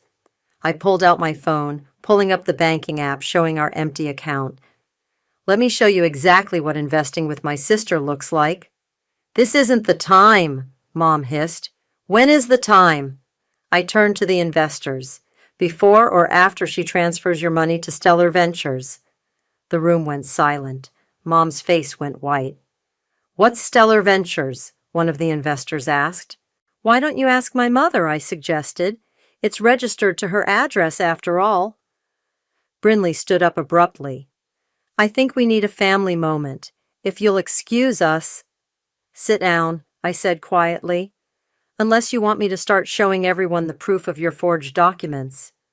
The investors were looking increasingly uncomfortable. The woman who had asked about my experience was already gathering her things. Perhaps we should reschedule, she said. No, wait! Brinley's composure cracked. This is just a family disagreement. My sister is bitter about some past investments that didn't pan out. Didn't pan out? I laughed. Is that what we're calling fraud now? Mom grabbed my arm again, harder this time. Stop this right now. I stood up, shaking her off. No, Mom, you stop. Stop lying to these people. Stop helping her steal their money. Just stop. The investors were all standing now, muttering excuses as they backed away from the table. Brinley watched them go, her face twisted with rage. You've ruined everything, she snarled. I touched the recording pen in my pocket, feeling stronger by the second. No, you did that all on your own. I'm just making sure you can't do it to anyone else. As I walked out of the restaurant, I heard Mom calling after me, but her voice was drowned out by the sound of my own heart beating steady and sure, knowing that tomorrow, Detective Rivera would have everything she needed to bring them all down. The recording from the restaurant played through Detective Rivera's office speakers, every damning word crystal clear. Mom's voice crackled through the device. The investment is completely secure. I personally guarantee it. That's explicit fraud, Rivera said, stopping the playback. Combined with the paper trail, we have enough for arrests. When? I asked. Today. We're moving now, before they can destroy more evidence. She stood up. Want to watch? I met Ava outside Mom's house an hour later. Police cars lined the street, lights flashing. Neighbors peered from behind curtains as officers led my mother out in handcuffs. I did this for you, Mom shouted when she saw me. Everything was for this family. Taking our life savings was for family? I called back. Stealing from innocent people was for family? Brinley emerged next, mascara streaking her face. Paige, please, tell them this is a mistake. The only mistake was trusting you. Officers were carrying out boxes of documents, computers, and hard drives. Detective Rivera approached us, holding up a familiar-looking laptop. Found this hidden in the crawl space, she said, along with about $50,000 in cash. Ava squeezed my arm. That's more than enough for criminal charges. A black SUV pulled up, and a man in an expensive suit jumped out, running toward the house. I recognized him from Ava's files. Robert Walsh, the name behind Stellar Ventures. Nobody say anything, he shouted. I'm their lawyer. Little late for that, Detective Rivera said, holding up my recording pen. We've got everything we need right here. Walsh's face darkened as he spotted me. You're the sister. He stepped closer, voice dropping. You have no idea what you've done. Step back, sir, an officer warned, moving between us. Inside the house, more evidence emerged. Officers found a hidden safe containing forged documents, fake IDs, and records of previous scams. Mom and Brinley had been running variations of this scheme for years, targeting family members of their marks to add pressure and legitimacy. I can't believe how deep this goes, Ava muttered, watching another box of evidence being carried out. My phone rang. Dean. Are you watching the news? He asked when I answered. I'm watching it live, I replied. They just arrested them. A pause. How are you holding up? I don't know yet. I watched as Mom and Brinley were placed in separate police cars. But I know I did the right thing. Mrs. Gray! A reporter had broken through the police line, microphone extended. How does it feel to expose your own family's criminal enterprise? Before I could respond, Ulysses's car screeched to a halt at the curb. He jumped out, waving a USB drive. Detective! He called out. I found more. Email servers, offshore accounts, everything. Walsh spun toward him. You little rat. Sir, step back or you're next, Rivera warned, taking the drive from Ulysses. Brinley pressed her face against the police car window. Ulysses, you promised! We had a deal! The deal's off, he shot back. I'm not going down for this. More reporters arrived, cameras flashing. Mom stared straight ahead, her perfect makeup now streaked with tears. Brinley alternated between sobbing and shouting threats at anyone who would listen. Detective Rivera turned to me. We'll need you to come down to the station, make a formal statement. I'll come with you, Ava offered. Actually, Rivera said, we need to talk to you too. Your law firm's records show some interesting connections to Stellar Ventures. Ava smiled grimly. I was hoping you'd find those. I've got a whole file ready for you. As the police cars pulled away, Walsh stormed up to me one last time. You think this is over? This goes higher than you know. People will come after you for this. Let them come, I replied, loud enough for nearby reporters to hear. I've got nothing left to lose, remember? Your clients made sure of that. He paled as cameras swung in his direction. Sir, a reporter approached. Can you comment on your connection to Stellar Ventures? Walsh fled to his SUV, leaving me standing in front of my childhood home, watching years of lies and manipulation crumble in the harsh light of truth. Dean arrived just as the last police car pulled away. He wrapped his arms around me as reporters shouted questions in the background. What now? He asked softly. I watched Walsh's SUV speed away, thinking of all the evidence still being uncovered, all the people who had been hurt by their schemes. Now? I turned to face the cameras, ready to tell the whole story. Now we make sure everyone knows exactly what happened here. No more secrets, no more lies, and no more family loyalty? Dean asked. Family loyalty has to be earned, I replied. They lost that right long ago. The courthouse buzzed with tension as I took the witness stand. 3 months had passed since the arrests, and now I faced my family across the courtroom. Mom sat rigid in her designer suit, while Brinley dabbed at her eyes with a tissue, always the performer. Please state your relationship to the defendants, the prosecutor said. Daria Welch is my mother. Brinley Welch is my sister. And could you describe how they defrauded you and your husband? I walked through everything, the pressure, the manipulation, the lies.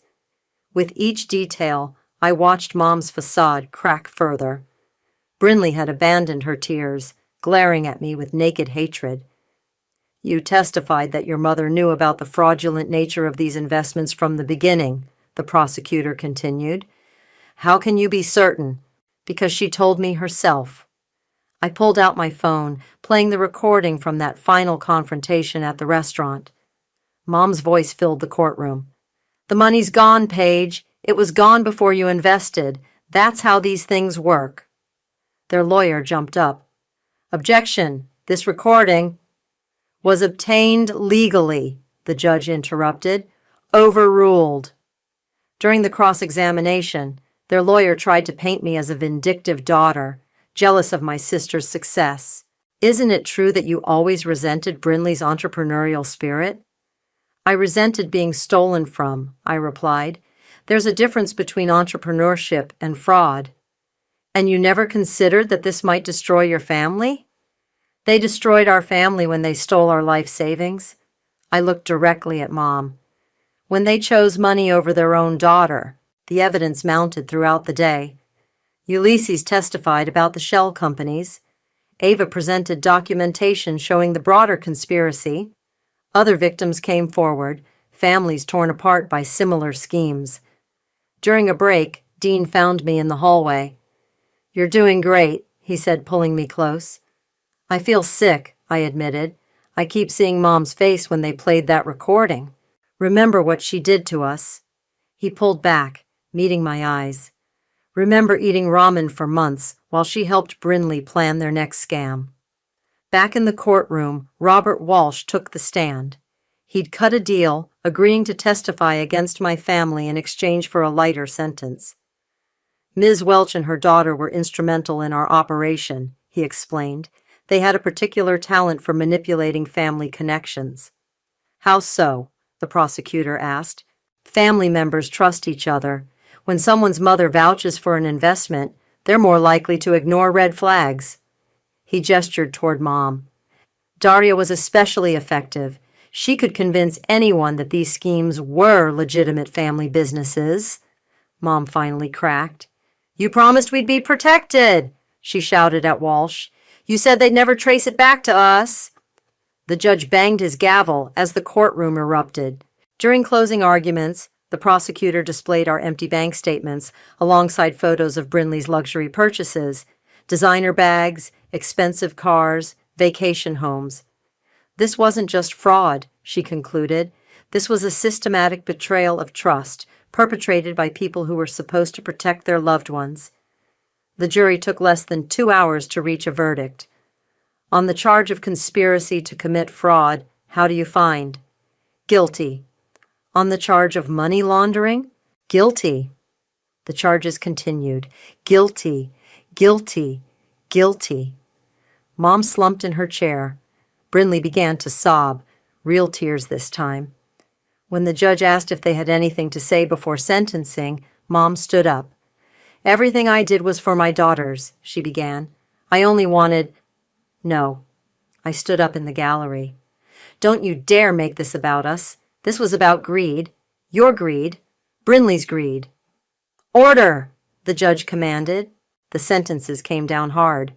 8 years for Mom, 12 for Brinley. Massive fines, asset forfeiture. As they were led away, Brinley turned to me one last time. "I hope you're happy now. You've ruined everything." "You ruined it," I called back. "I just exposed the truth." Outside the courthouse, reporters swarmed us. "How does it feel to send your family to prison?" I faced the cameras, holding Dean's hand. "They stopped being family the moment they decided to steal from us. Real family protects each other. Real family doesn't destroy lives for profit." Later that night, alone in our apartment, Dean found me staring at an old family photo. "Having regrets?" he asked softly. "No." I turned the frame face down. "Just mourning the family I thought I had." "We'll build a better one," he promised. "One based on trust and honesty." I nodded, thinking of all the other families out there, potentially targeted by similar schemes. "The detective called," I said. "They want me to help with other cases like this, share our story, help other victims come forward." Dean smiled. "From victim to advocate?" "Something like that." I squared my shoulders. They thought I was weak. Now they know better.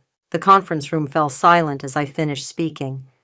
Hundreds of faces looked back at me, many streaked with tears, others nodding in recognition of their own stories and mine.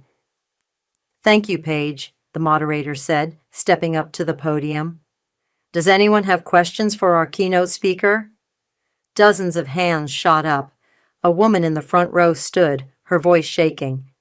"How did you find the strength to turn them in?"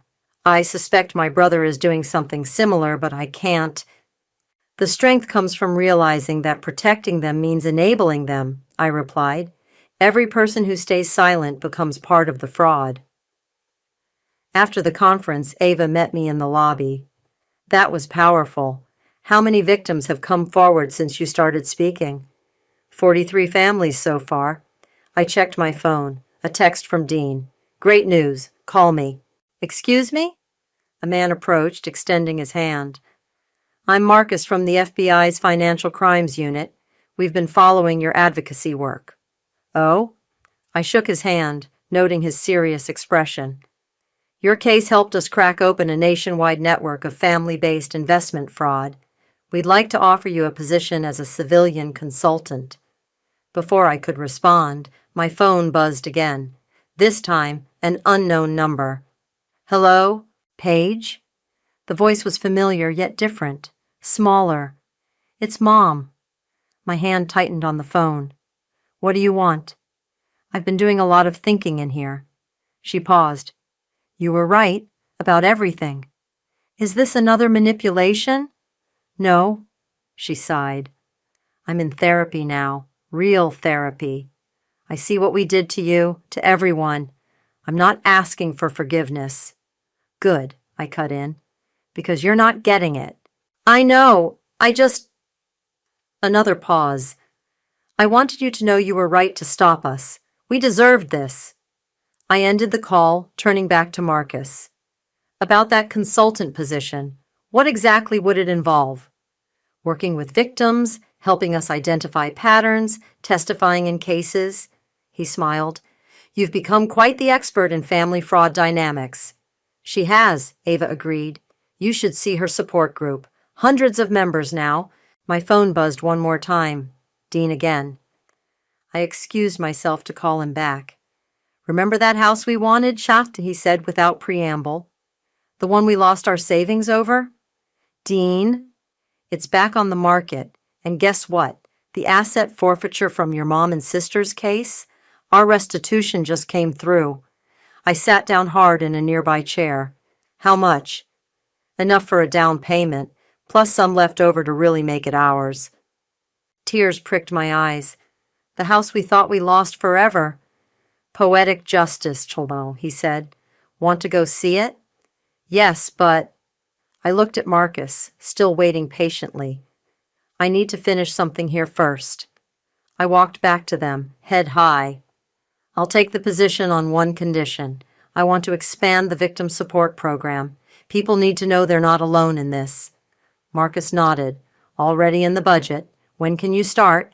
Right now. I turned to Ava. Want to help me draft a new presentation? Something about turning victims into advocates? Always, she grinned. But first, don't you have a house to go look at? An hour later, I stood in front of the colonial-style home we'd dreamed of, holding Dean's hand. The realtor unlocked the door, revealing hardwood floors and sun-filled rooms. It's perfect, Dean whispered. It's more than perfect. I squeezed his hand. It's justice. My phone chimed. An email from the support group moderator. 10 new members today. Your speech inspired them to come forward. You know what the best revenge is? I asked Dean as we walked through our future home. What's that? Building something good from something bad, taking their destruction and turning it into construction. He pulled me close. Speaking of construction, that spare room would make a great office for your consulting work. Or a nursery, I said quietly. He pulled back, eyes wide. Are you... Not yet, I smiled. But maybe it's time to start our own family. Show them how it's really done. The realtor appeared with papers. Ready to make an offer? I looked around the room. That would be ours, bought with the money recovered from those who tried to destroy us. Through the window I could see a garden, empty now, but full of potential. Yes, I said firmly, we're ready. Dean signed first, then handed me the pen. As I wrote my name, I thought about family, not the one that betrayed me, but the one I would build, one founded on truth, trust, and justice. The realtor beamed. Congratulations, Welcome home. Home, not just a house, but a symbol of everything we'd fought for, everything we'd won back. I took Dean's hand, stepping into our future. Let's get started. You always said I was just a housewife. That was your first mistake. I wasn't supposed to be home until tomorrow evening. The Women's Business Symposium in Chicago had 2 more sessions scheduled, but something in my gut told me to take an earlier flight. 16 years of marriage teaches you to trust those instincts. The penthouse was quiet when I entered, but not empty quiet. It was guilty quiet. A woman's designer handbag sat on the marble entrance table, not mine. A trail of clothing led to our bedroom. His tie, her blouse, his shirt. I didn't rush. I didn't make a sound. I just followed the breadcrumbs of betrayal down our hallway. My name is Virginia, and this was the moment I'd been waiting for. The bedroom door was slightly ajar. Their moans carried through the gap, accompanied by the rhythmic creaking of our $12,000 handcrafted bed, the one Aaron insisted we needed to reflect our status. I pushed the door open. Oh my God! Cassandra scrambled to cover herself with our Egyptian cotton sheets. Her perfectly highlighted hair was a mess, her red lipstick smeared. Aaron didn't even bother moving. He just propped himself up on his elbows, wearing that same smirk he used when closing business deals. You're home early. Obviously. I remained in the doorway, my weekend bag still in hand. This isn't... Cassandra started, but Aaron cut her off with a wave. Don't bother, Cass. It's time anyway. He reached for his discarded pants, pulled out a thick envelope and tossed it onto the floor at my feet. Those are divorce papers. My lawyer drew them up last week. I picked up the envelope. Last week? Let's not pretend you didn't see this coming, Virginia. He stood up, naked and unashamed. The company's growing. We need younger energy, fresh perspectives. Cassandra understands my vision. I'm sure she understands lots of things. I've been generous in the settlement, he continued, pulling on his pants. The apartment in Brooklyn, a fair monthly allowance. You'll be comfortable. The company shares? I asked quietly. He laughed.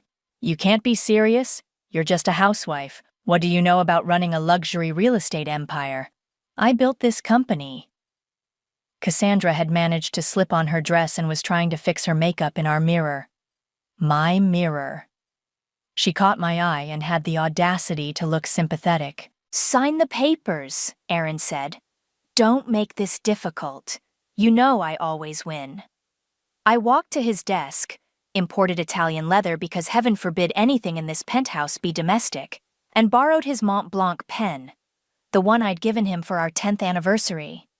You're being very reasonable about this, he said, watching me sign. I looked up at him. You taught me well, Aaron. Always keep your emotions out of business decisions. Exactly. He smiled, pleased with himself. I knew you'd understand. I handed him back the envelope and his pen. I understand perfectly. I'll have my assistant pack up your things, Cassandra offered, trying to sound professional, as if she hadn't just been screwing my husband in my bed. That won't be necessary. I picked up my weekend bag.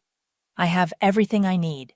Aaron was already on his phone, probably texting his lawyer. The board meeting is on Thursday. We'll announce the changes then. Changes? I asked. Your resignation from the board, of course. Can't have my ex-wife hanging around, making things awkward. He didn't even look up from his screen. Cassandra will be taking your seat. Of course she will. I walked to the door, then turned back. Aaron? You'll get exactly what you deserve. He finally looked up, confusion flickering across his face. But I was already walking away, my heels clicking against the marble floors he'd insisted on installing last year. In the elevator, I pulled out my phone and sent 2 texts. To Nicholas. It's time. Execute everything as planned. To Natalia. The bastard took the bait. Meeting tomorrow? The responses came immediately. Documents ready. He won't know what hit him. Bringing champagne. Your place or mine? I smiled as the elevator doors opened to the lobby. The doorman tipped his hat, concern in his eyes. "Everything all right, Mrs. Stevenson?" "Better than all right, George." I handed him a generous tip. "But you might want to update your records. It's Ms. Meyer now." The autumn air hit my face as I stepped onto Park Avenue. Behind me, 40 stories up, my husband thought he'd just won everything. That was his second mistake. "Daddy never trusted women with money," I told Natalia as we sat in her private office, 24 hours after I'd caught Aaron with his assistant. "That's why he left everything in a blind trust." She poured more champagne into my glass. "And that's exactly why you're about to own your husband's company." I pulled out the latest ownership documents Nicholas had couriered over. "Sign here," I said, sliding them across her desk, "as the final witness." "You know," Natalia said, signing with a flourish, "when you first came to me 5 years ago asking about shell companies and anonymous stock purchases, I thought you were paranoid. You weren't wrong." I took a long sip. I just didn't know which betrayal would come first. The memory of that initial meeting with my father's estate lawyer flooded back. I was 28, newly married, and furious. "Your father believed women become emotional with direct control of assets," the lawyer had explained, adjusting his bow tie. "The trust will distribute funds quarterly, managed by our firm." I'd stayed quiet, letting him ramble about, protecting me from myself. Just like I'd stayed quiet last night with Aaron. Men never expect silence from an angry woman. They mistake it for acceptance. That same day, I'd called Nicholas, my cousin who'd recently made partner at his law firm. "I need to set up some holding companies, completely anonymous. Can you help?" "Does Aaron know about the trust?" he'd asked. "No, and he never will." Over the next decade, I built my web carefully. When Tham, Aaron's business partner, went through his divorce and needed quick cash, I was there, through 3 different shell companies, buying chunks of shares at discount prices. When board members retired, my offshore entities acquired their stock. Patient, methodical, silent. "Earth to Virginia?" Natalia waved her hand in front of my face. "Where'd you go?" "Sorry, just thinking about how long this game has been." My phone buzzed. "Nicholas, everything's filed," he said when I answered. "As of this morning, your various entities officially control 52% of voting shares. Aaron's name is on 30%, and the rest is scattered among minor stockholders." "And the timing?" "Perfect. The ownership documents will hit the board's legal team about an hour into Thursday's meeting, right after Aaron tries to force your resignation." Natalia raised her glass. "To karma." "To patience," I countered. My phone buzzed again. "Lucy." My heart clenched. "Mom, Dad says I should stay at his new place tonight. Is that okay?" I gripped the phone tighter.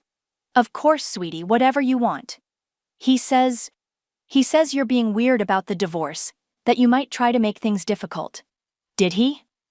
I kept my voice neutral. "And what do you think?" I think maybe he's right. You never supported his vision for the company. You were always so quiet at the parties, so invisible. If she only knew how strategic that invisibility had been. "Lucy, honey, do what feels right to you." "Thanks, Mom. I'll get some clothes from home tomorrow when you're at yoga." The line went dead. "She'll understand eventually," Natalia said softly. "Will she?" I stood up, walking to her office window. Aaron's been positioning himself as the victim for months, taking her to board meetings, introducing her to investors. "See how your mother holds us back?" he'd say. "See how she doesn't understand business? And on Thursday she'll see the truth." I shook my head. "She'll see her mother destroy her father. There's no winning here." My phone buzzed one more time. A text from Tom. "Virginia, please be reasonable about Thursday. Aaron built this company. Take the settlement. Don't make us remove you forcefully." I showed Natalia the message. "Oh, Tom," she laughed. "If he only knew he sold you the shares that will end Aaron's reign." "Nobody knows," I said quietly. "That's the point." I gathered my things, including the freshly signed documents. I should go. Need to get these to Nicholas. Virginia? Natalia called as I reached the door. Are you ready for this? Really ready? I thought about Aaron's smirk in our bedroom, about Lucy's voice, already taking his side, about a decade of being the quiet wife, the silent partner, the invisible woman. I've been ready since the day my father decided I couldn't handle my own inheritance. I straightened my jacket. Men like them, they never see it coming. That's their weakness. And your strength? I learned to wait. I smiled. And I learned to count. The door closed behind me with a satisfying click. In 48 hours, Aaron would learn exactly how well his quiet wife could count, right down to the last share. I was in the kitchen when Lucy came home to pack her things. She didn't know I was there. I'd canceled yoga, but let her think I was gone. Sometimes you learn more from what people do when they think you're not watching. This is my room now, I heard Cassandra say upstairs. Your father thought it would be better if I moved in right away, help with the transition. My coffee cup trembled in my hand. That woman was in my house, helping my daughter pack. It's so much nicer than my old apartment, Cassandra continued. Your mom has great taste, I'll give her that. Though some of these curtains need updating. Mom never really cared about decorating, Lucy replied. Dad always said she was too practical. Well, that's going to change. Wait until you see what I have planned for the living room. I set my cup down silently and moved closer to the stairs. Did she really just give up? Lucy asked. When Dad told her about the divorce? Some women know when they're outmatched, Cassandra said. No offense, but your mom's not exactly corporate material. The board meetings were always so awkward with her there. I noticed that too, she barely spoke. Your father needs someone who understands his vision, who can be a real partner. In business and in life.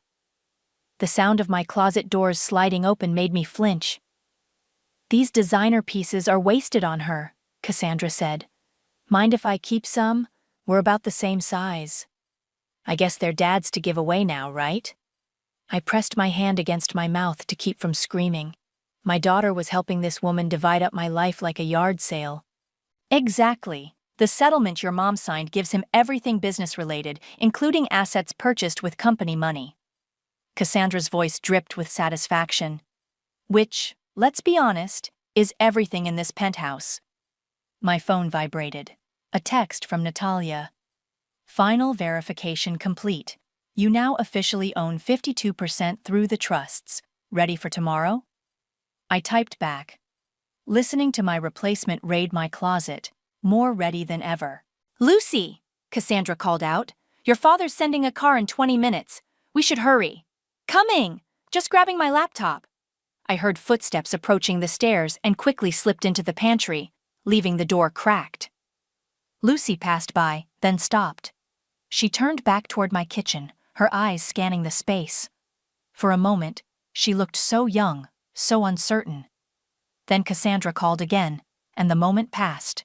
Did you check your mom's jewelry box? Cassandra asked when Lucy reached the top of the stairs. Dad said not to touch that stuff yet. Legal reasons. Smart man. Always thinking ahead. The next 15 minutes were torture. Listening to them pack, laugh, make plans for redecorating my home. Finally, I heard the elevator chime. Miss Lucy, the car is here, George, our doorman, announced over the intercom. Coming, Lucy called back. Just need to set the alarm. I waited until I heard the elevator doors close before emerging from the pantry. My hands were shaking as I pulled out my phone and dialed Natalia. I need a drink, I said when she answered. On my way. What happened? Cassandra's already moved in. She's helping Lucy pack. I swallowed hard. They're going through my things like I'm already gone. Perfect, Natalia said. Perfect. My daughter is choosing them over me. No, it's perfect because they're overconfident. Aaron's showing his hand too early. Did they take anything important? I walked upstairs to check my closet. Some clothes. They talked about jewelry, but Lucy said Aaron warned them off. Because he knows the jewelry predates the marriage. Harder to claim as company assets. Natalia paused. How are you holding up? I looked at my reflection in the bedroom mirror. I'm angry. Angrier than I've ever been. Good. Channel it. Tomorrow's the performance of your life. She thinks I'm weak, Natalia. My own daughter thinks I'm some pathetic corporate wife who couldn't keep up with her father. Let her think that, for now. I walked to Lucy's room, where scattered clothes and memories lay abandoned in her haste to start her new life. What if... I picked up her childhood teddy bear, left behind as too childish for her new sophisticated life. What if she never forgives me for what I'm about to do to her father? Then she'll have learned the same lesson you did, that appearances deceive, and the quiet ones are often the most dangerous. I set the bear on Lucy's pillow. Tomorrow, then. Tomorrow, Natalia agreed. And Virginia? Wear that white Hugo Boss suit. The one Aaron hates? Exactly. Let's show them what corporate material really looks like. I smiled, closing Lucy's door. Bring tequila when you come over. We have a war to plan. The pre-meeting was exactly what I expected. A room full of men trying to let me down gently. Tom paced the conference room while Leighton, the board chairman, sat at the head of the table looking concerned. Virginia, we value your contributions, Leighton said, straightening his tie. But the board feels it's best if you step down voluntarily. I sat quietly, hands folded in my lap, wearing the white suit that made Aaron's jaw clench. Aaron's prepared to be generous, Tom added. Very generous. How generous? I asked softly. Full ownership of the Brooklyn property, a seat on our charitable foundation board, and a significant cash settlement. Tom slid a document across the table. Plus a monthly stipend that would make most divorcees envious. I glanced at the number and fought back a smile. It was less than what I spent on coffee each month. And my board seat? Leighton cleared his throat. Well, about that. Given the circumstances. The door burst open. Aaron strode in, Cassandra trailing behind with her tablet. Is she being difficult? Aaron demanded. I told you she'd be difficult. We're having a civilized discussion, Leighton said. There's nothing to discuss. Aaron slammed his hands on the table. The company needs young blood, fresh ideas. Cassandra has an MBA from Stanford, Cassandra chimed in, top of my class. I tilted my head. Interesting. I don't recall Stanford's business school accepting undergraduate degrees from community colleges. The room went silent. Cassandra's face flushed. How did you... she started. Board members get access to all employee files, I said quietly, even executive assistants. That's enough, Aaron snapped. Your petty attempts to undermine my choices. Your choices? I interrupted. Like the choice to misstate earnings on the Jensen development? Tom's head whipped around. What's she talking about, Aaron? Nothing. She's being hysterical. Aaron straightened his jacket. This is exactly why we need her gone. Women-led emotions cloud their judgment. I stood slowly. Leighton, before tomorrow's meeting, you might want to review the Q3 financials, particularly the offshore holding account transfers. Sit down, Aaron hissed. Make me. He took a step toward me, then caught himself. But everyone had seen it. That flash of rage, that moment of lost control. Mrs. Stevenson, Leighton said carefully, are you suggesting there are irregularities in our financials? I'm not suggesting anything. I picked up my purse. I'm simply advising our board chairman to do his due diligence. Isn't that what good corporate governance requires? You vindictive bitch, Cassandra whispered. Language, dear. It's unbecoming of a future executive. I turned to leave, then paused. Oh, and Aaron, the Jensen development papers are no longer in the safe at home, just in case you were thinking of doing some late-night cleanup. The color drained from his face. Tom grabbed Aaron's arm. What papers? What did you do? I left them arguing, their voices carrying down the hallway. My phone buzzed as I reached the elevator. How'd it go? Nicholas asked.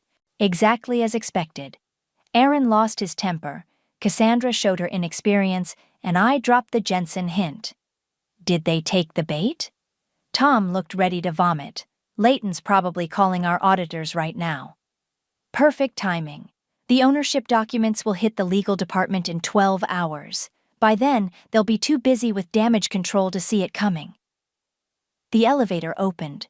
Lucy stood inside, tears in her eyes. Mom? My heart stopped. Lucy, how long have you been— Long enough. She stepped out as I stepped in. Dad said you were trying to destroy him. I didn't believe— Lucy, wait. But she was already walking away, pulling out her phone, probably to warn her father. I let the elevator doors close and pressed the lobby button. My hands were shaking as I texted Natalia. Lucy overheard everything. She's warning him. The response came quickly. Doesn't matter. Let him scramble. The papers are filed. The shares are yours. All he can do now is watch it burn. Another text from Nicholas. Everything's still set for 9 a.m.? Yes, I replied. Tell security to be ready. Aaron won't take this quietly. The elevator reached the lobby. As I walked out, I heard Tom's voice echo from the stairwell. Aaron, get back here. What else are you hiding? I smiled at the security guard. Jack, tomorrow morning's meeting might get loud. Be prepared. He nodded, used to Aaron's temper. Yes, ma'am. Though if you don't mind me saying, you seem awful calm about all this. That's because tomorrow isn't about anger, Jack. I straightened my white suit. It's about mathematics, and I'm very, very good at counting. He's been calling all night, Nicholas said, spreading papers across my dining room table. Every board member, major shareholder, even retired partners. He's desperate. I poured us both coffee. It was 6 a.m., 3 hours before the board meeting that would change everything. What's he offering? I asked. Double the divorce settlement. Triple. He even offered to step down as CEO if you'll sell your shares back to him. Nicholas smiled. Of course, he doesn't know they're your shares yet. He's just calling everyone. My phone lit up. Lucy's face appeared on the screen. Mom, can we talk? I put it on speaker. Of course, honey. Dad's really upset. He says you're trying to frame him for fraud, that you planted fake documents. Nicholas raised an eyebrow. I shook my head. The Jensen development papers aren't fake, Lucy. Ask him about the offshore accounts. He says you're lying, that you're jealous of Cassandra, that you're trying to hurt him because he found happiness with someone else. Is that what you believe? Silence. Lucy, I don't know what to believe anymore. Her voice cracked. Cassandra's crying. Dad's been on the phone all night. He keeps saying our family will be ruined if you don't stop. Our family was ruined the moment he chose her over us. That's not fair. She understands him. She supports his vision. You were always so quiet? I finished for her. Patient? Tell me, Lucy, did your father ever mention where the initial funding for his company came from? More silence. Ask him about your grandfather's trust fund, the one he convinced me to invest in his startup. Ask him why my name isn't on any of the founding documents despite my money building his empire. You're lying, Lucy whispered, but I heard the doubt. Check his office, third drawer on the left behind the false panel. The original investment documents are there. I saw him hide them last year. The line went dead. Nicholas looked up from his papers. You knew she'd warn him about the Jensen documents. Of course. That's why I mentioned them specifically. He'll be so busy trying to hide that fraud, he won't see the ownership revelation coming. My phone buzzed again.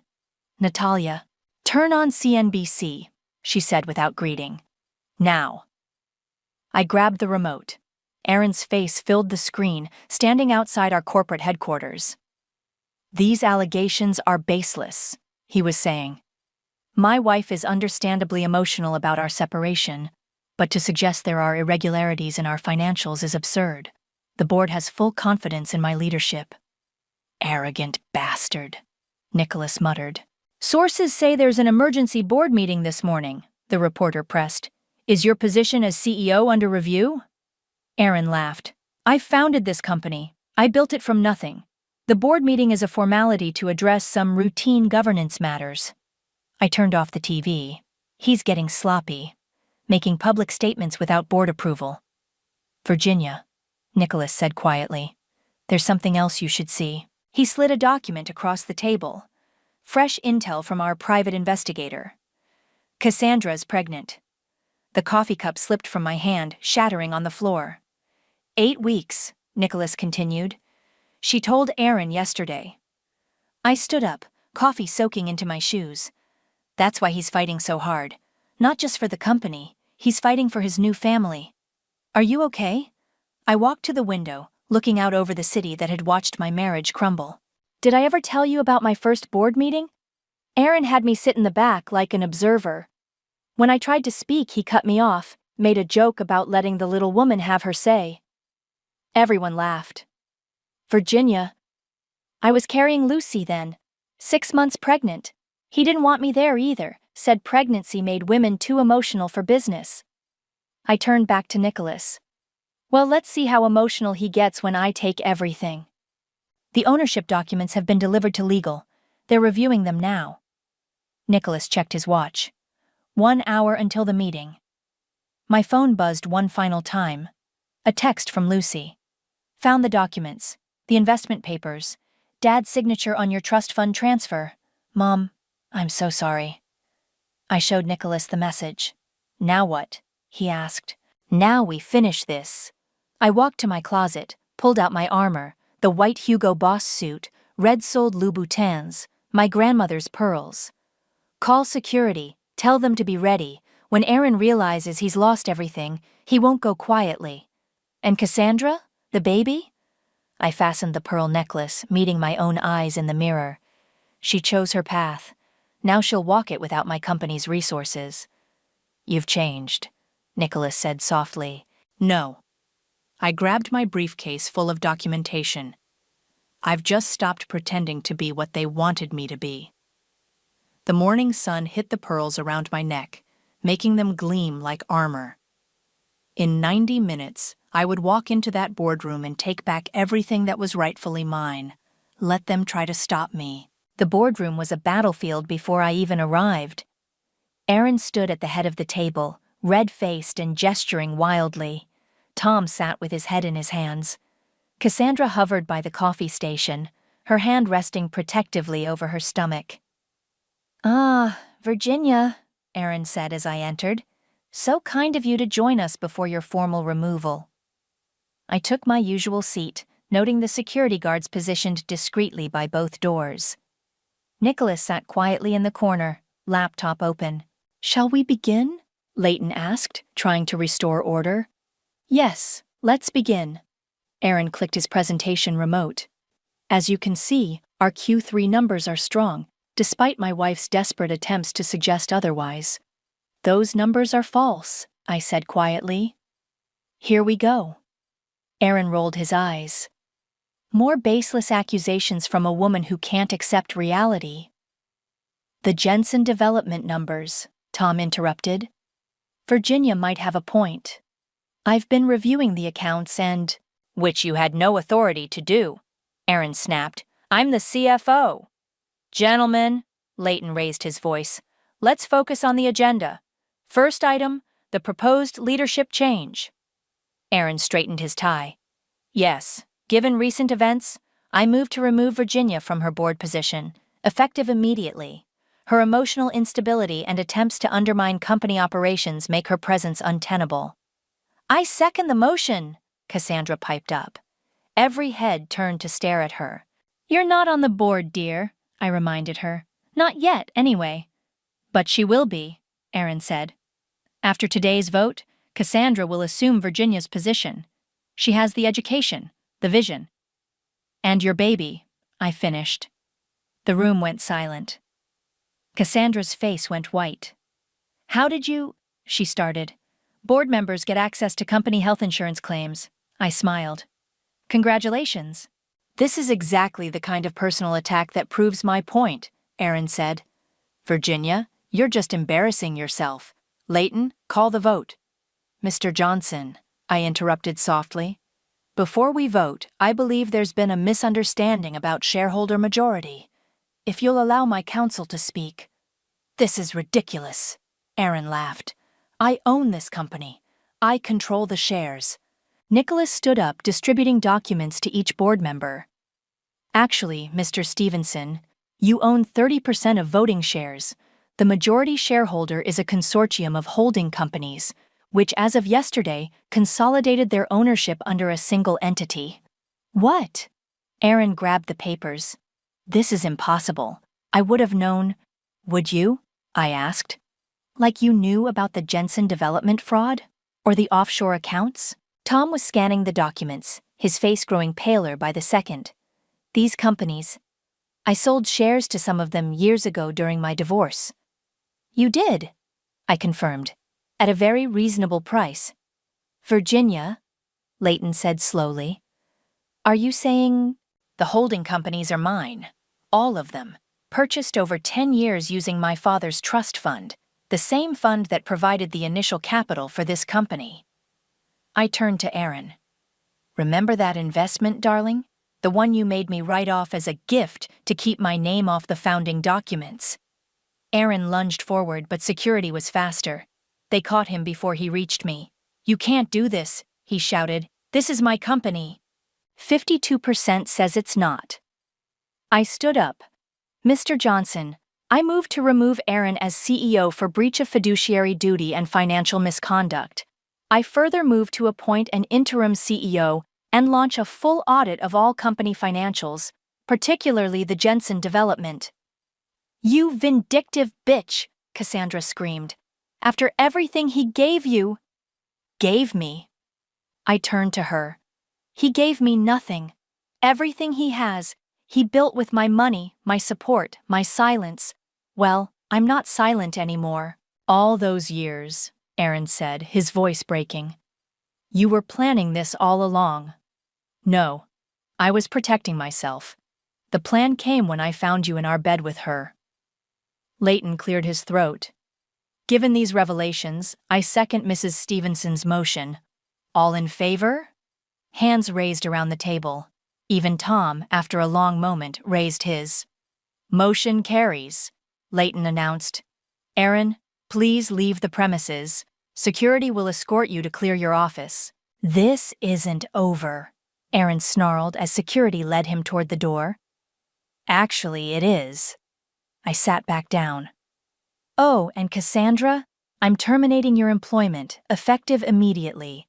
Don't worry about cleaning out your desk. I'll have your things sent to Aaron's new apartment. I assume you're living together now. She fled the room in tears. Now then. I looked around the table at the shocked faces of my fellow board members. Shall we discuss the future of our company? The emphasis on our made Tom flinch. Good. Because this was just the beginning. The next 24 hours passed in a blur of legal documents, press statements, and changing locks. I sat in Aaron's former office, my office now, watching the sun set over Manhattan while Natalia poured us both a drink. The stock price only dropped 8%, she said, handing me a glass. Not bad considering. It'll recover. I swiveled my chair to face the wall of photos Aaron had installed. Him shaking hands with mayors, celebrities, business titans. Not a single picture of me or Lucy. A knock at the door interrupted my thoughts. Tom entered, looking exhausted. The auditors found everything, he said, dropping a thick folder on my desk. The Jensen development fraud, the offshore accounts, even some things I didn't know about. Aaron was cooking the books for years. Sit down, Tom. I gestured to a chair. Let's talk about your role in all this. He collapsed into the seat. I swear I didn't know about most of it. The Jensen thing, yes, I suspected. But you said nothing. I opened the folder. Just like you said nothing when Aaron pushed me out of board meetings, when he took credit for my ideas, when he used my father's money to build this company and erased my name from its history. Virginia, please. I'm not firing you, Tom. I closed the folder. You're too valuable, and you have children to support. But things will be different now. My phone buzzed. A text from Lucy. Dad's saying terrible things about you, that you trapped him, spied on him. Cassandra's threatening to go to the media. Trouble? Natalia asked, noting my expression. Aaron's spinning his version of events. I typed back to Lucy. Check your email. I sent you proof of everything. Another knock. Nicholas entered with more papers. You need to see this, he said, laying out documents. Aaron transferred company shares to Cassandra last week. Put them in her name. I smiled. Let me guess. Conditional on their marriage? Exactly. But since they're not married, the shares revert to the company. I laughed. He tried to give away something that wasn't his to give. There's more, Nicholas continued. The prenup he had you sign? Invalid the moment he committed financial fraud. You're entitled to half of his remaining shares. Tom whistled. That would give you nearly 70% control. I don't want it. I stood up, walking to the window. Convert his shares to non-voting stock. He can keep the financial value, but he'll never have power in this company again. My phone rang. Aaron. Don't answer it, Natalia warned. I put it on speaker. You think you've won? Aaron's voice was slurred. I made you. You were nothing before me, just a quiet little girl with daddy's money. And you were a wannabe developer with big dreams and empty pockets. I replied calmly. Funny how things change. Cassandra's pregnant. That's my child, my heir. I can't what? Support them? Don't worry. The company will provide generous child support. I'm not you, Aaron. I don't punish children for their parents' mistakes. I'll fight this. I'll tell everyone how you deceived me, plotted against me. With what evidence? The offshore accounts you illegally created? The cooked books you're trying to hide? Face it, Aaron. You lost. Silence. I loved you once, he said finally. Did you ever love me? I looked at the photo wall, at all his moments of glory built on my silence. I loved the man I thought you were. The man who promised to build something with me, not on top of me. I took a breath. Goodbye, Aaron. I hung up. He'll try something else, Tom warned. Let him try. I turned back to my desk. Now, about the Jensen development. Another text from Lucy. I read everything. The original investment documents, the fraud evidence. Mom, can we talk? Go, Natalia said, seeing the message. We can handle things here. I gathered my things but paused at the door. Tom, take down those photos. Replace them with images of our developments, our buildings. This company isn't about one man anymore. In the elevator, I texted Lucy back. Come home. I'll order from that Thai place you love. Her response was immediate. Already on my way. Dad's drinking, Cassandra's crying about the shares. I need my mom. The elevator doors opened to the lobby. Security guards nodded respectfully. No longer Aaron's men, but employees of the company. My company. Outside, the city lights were coming on, each window a tiny universe of possibility. I thought of all the quiet women in those buildings, watching, waiting, counting in silence. Ms. Meyer? My driver asked. Where to? Home, I said. My daughter's coming over. It was time to build something new, something honest, something that would last. And this time, I wouldn't be quiet about it. Lucy sat across from me at our kitchen island, pushing pad thai around her plate. The silence between us felt different now. Not angry, just uncertain. Dad signed the final papers today, she said finally. He's not contesting anything anymore. How is he? Drinking less. The baby's coming in 4 months. She set down her fork. Cassandra's having a girl. I nodded, letting her process at her own pace. She'll be my sister, Lucy continued. Half-sister. That's weird. Family is always complicated. Like you and Grandpa? She met my eyes. Is that why you did it this way? Built everything in secret like he did to you? Before I could answer, the elevator chimed. Natalia walked in, carrying files. Sorry to interrupt dinner, but you need to sign these. The Jensen development contractors are getting nervous. Come sit, I told her. Lucy was just asking about her grandfather. Natalia joined us, accepting a glass of wine. Ah, the original trust fund story. Have you told her about the notebook? What notebook? Lucy asked. I went to my study and returned with a worn leather journal. Your grandfather's. I found it after he died. I opened it to a marked page. Read this entry. Lucy took it carefully. Virginia is too much like her mother. Too quiet. Too careful with money. She'll never understand business. Better to protect her from herself. That's harsh. Keep reading. Setting up trust fund through Maxwell. No direct control. She'll thank me someday when she hasn't lost it all on emotional decisions. Lucy looked up. But you didn't lose it. You multiplied it. More than that, Natalia added. She built a safety net so strong it caught everyone who tried to push her off the tightrope. My phone buzzed. A text from Tom. Contractors settled. Project back on track. You were right about the revised terms. Mom? Lucy's voice was small. Was any of it real? You and Dad? The love was real. The respect wasn't. I took back the journal. Your father saw me the same way my father did, as someone to be managed, not partnered with. And now you run everything. No. I shook my head. Now I run what's mine, what I built, what I earned. The elevator chimed again. Nicholas walked in, looking pleased. Aaron signed the final stock conversion papers. It's done. His shares are officially non-voting. Good. I turned to Lucy.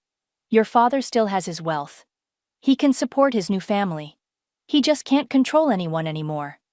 Including me? She asked quietly. Especially you. I reached for her hand. You don't have to choose sides anymore. But I did choose. I chose wrong. I believed him when he said you were jealous and bitter. I helped Cassandra go through your clothes for God's sake. You were 16, facing your parents' divorce. We all make mistakes at 16. Natalia cleared her throat. Speaking of 16-year-olds, tell her about the scholarship program. Lucy looked up. What scholarship program? The company's new initiative, I explained. Full college scholarships for daughters of single mothers, plus guaranteed internships. That's specific. It's personal, I corrected. Everything worth building is. My phone buzzed again. An email from Aaron. The baby shower is next month. Lucy wants you there. I won't be. I showed it to Lucy. Your choice, honey. No pressure. She squared her shoulders. My posture, I realized with a start. I'll go if you go. My sister should know both sides of her family's story. Speaking of stories, Natalia said, have you seen the applications for the junior executive program? 28 women, all under 30. Including Cassandra's replacement, Nicholas added with a smirk. No, I said firmly. We're not doing revenge. We're doing better. I turned to Lucy. Want to help me interview them? Her eyes lit up. Really? Really. It's time you learned how this business actually works. Not your father's version, the real version. With real numbers, Natalia added. And real consequences, Nicholas finished. Lucy picked up her grandfather's journal again. Can I keep this? I want to understand everything. It's yours. I stood up, gathering the dishes. But that's the past. We're building the future now.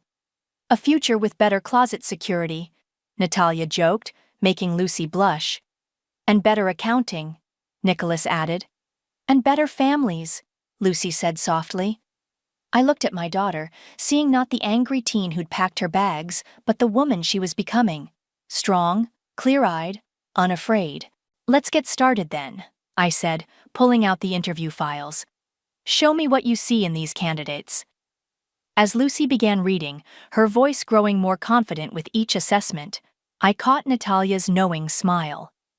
This was the real victory. Not the company, not the revenge, but this moment. Teaching my daughter that power doesn't come from being loud or cruel or controlling. It comes from being underestimated and proving them wrong. "Let's get started, gentlemen," I whispered, echoing my words from that first board meeting. But this time, I wasn't alone. This time, I had built something that would outlast all their mistakes. And I'd never be quiet about it again. The waiter's face said it all. He'd seen countless marriage proposals at Maison Rouge, but watching a marriage end, that was new entertainment. My husband of 10 years had just announced he was leaving me for his assistant, right after ordering the champagne. I'm Lorelei, and this is how my anniversary dinner turned into my divorce announcement. You can't be serious, I said, my voice steadier than I felt. The candlelight caught the edge of David's smirk as he adjusted his tie, the blue silk one I'd given him last Christmas. Actually, I've never been more serious, he replied, reaching for his wine glass. Claire and I have been together for months. She understands ambition, drive, unlike some people who waste their time with meaningless coding projects. The waiter hovered uncertainly by our table, champagne bottle still in hand. David waved him away. When were you planning to tell me? I asked, folding my napkin with precise movements. Or was humiliating me on our anniversary part of the plan? Consider it efficient time management, David laughed. Besides, you should thank me for my timing. The market's been good to us, and Clara's father is a divorce attorney. He's already drawn up the papers. My stomach clenched. The market? What have you done with our accounts? Secured my future, he said, pulling out his phone. Speaking of which, Clara's waiting at Le Petit. Thought I'd give her the good news in person. He stood straightening his jacket. Oh, and don't bother checking the joint accounts. I've already moved everything. Your freelance work barely covered our groceries anyway. I watched him toss $300 bills on the table. For the champagne we didn't drink, he winked. And Lorelei? Don't call me. My lawyer will be in touch. The restaurant fell silent as he walked out. I could feel pitying glances from nearby tables, hear the whispers. The waiter approached cautiously like I might shatter. Madam, would you like me to? The check, please. I cut him off. In that champagne? I'll take it to go. The drive home was a blur of city lights and quiet rage. Our house, my house now, I suppose, looked exactly as we'd left it 2 hours ago. David's running shoes by the door, his coffee mug in the sink, his laptop charging on the kitchen counter. I walked past it all, straight to my home office. My hands were steady as I opened my laptop and entered my password. A notification blinked in the corner. Backup complete. Operation anniversary. David always said I wasted time with my meaningless coding projects. He never bothered to ask what I actually did for a living, never showed interest in my previous career in cybersecurity, never questioned why I chose to work freelance despite multiple corporate offers. I opened my secure email and typed a quick message. Stefan, it happened. Executing Plan B. Send me confirmation when you receive the package. 3 minutes later, my phone buzzed. Holy shit, Lore. The timestamps on these transactions. How long have you known? I smiled, remembering the first red flag 6 months ago. A suspicious email, a hidden bank alert, the way David started taking calls in the garden. Long enough, I replied. Is it all there? Every dirty detail. But are you sure about this? Once we move forward. I took a sip of the anniversary champagne straight from the bottle and typed my response. He just drained our accounts and walked out with his assistant on our 10th anniversary. He thinks I'm a naive coding hobbyist who'll quietly accept whatever crumbs his lawyer offers. Another message from Stefan. Your choice. But remember, no turning back. I opened my special folder, the one I'd been building for months. David's emails, financial records, recording snippets from his private calls in the garden. The algorithm I'd written to track his money movements had caught everything. My phone buzzed again, a text from David. Don't bother trying to log into the accounts. Changed all the passwords. Be reasonable about the divorce and maybe I'll leave you your car. I looked at my screen, at the folder labeled David's downfall, and felt a calm settle over me. He thought he'd written the ending to our story. He had no idea I'd been coding it for months. I clicked encrypt on the folder and typed one final message to Stefan. Release the first package tomorrow at 9 a.m. Let's show my husband what a coding hobbyist can really do. The champagne tasted better with every sip. Tomorrow David would learn that hell hath no fury like a woman with admin access. I hadn't slept. Why bother when revenge tastes better than dreams? By 8:45 a.m., I was already on my third coffee, watching my monitors like a hawk. Package delivered? Stefan message. You sure about the timing? Trust me, I replied. David always checks his emails at 9 a.m. sharp. Corporate habit. While waiting, I pulled up the surveillance feed I'd installed months ago. The first red flag hadn't been the lipstick on his collar or late-night meetings. It was the banking alert. A new account opened in the Caymans with transfers too neat to be legitimate. My phone rang. Stefan. You're actually going through with this, he said instead of hello. Good morning to you too. Lore, I've known you since college. You're the girl who reported herself for accidentally accessing the dean's email. I laughed. People change. Marriage changes you. Betrayal changes you more. Just walk me through it again. What exactly tipped you off? I pulled up the files on my screen. 3 months ago, David started making calls from the garden, always at 3 p.m., always to the same encrypted number. I wrote a simple program to record them. And my darling husband was orchestrating quite the scheme. Fake vendors, inflated contracts, money flowing through shell companies, classic embezzlement, but with a tech twist. I clicked through the evidence. He used Clara's computer to process the transactions. Stupid man thought it would cover his tracks. How much? 7 million. Give or take a few $100,000. Stefan whistled. And Clara? She's just a pawn. Young, impressionable, probably thinks she's in love. David's good at that, making people feel special while he uses them. My screen lit up with an incoming email from David. What the hell did you do? I smiled. Right on schedule. Gotta go, Stefan. Phase 1 is starting. I opened my email and typed, Good morning, David. Problems at the office? His response was immediate. How did you access those files? Those accounts were secure. Secure? I replied. Like our marriage, our joint accounts? Tell me, does Clara know she's your fall guy? The phone rang. David. Listen here, you vindictive bit. No, you listen, I cut him off. Check your private email, the one you use for the Cayman transfers. You have new documents waiting. I heard furious typing, then silence. How? His voice shook. How long have you known? Long enough to document everything, every transfer, every fake contract, every call where you coach Clara through processing fraudulent payments. I paused. By the way, recording someone without their knowledge is illegal in our state, except when you have reasonable suspicion of criminal activity. Funny how that works. What do you want? Want? I want nothing from you, David.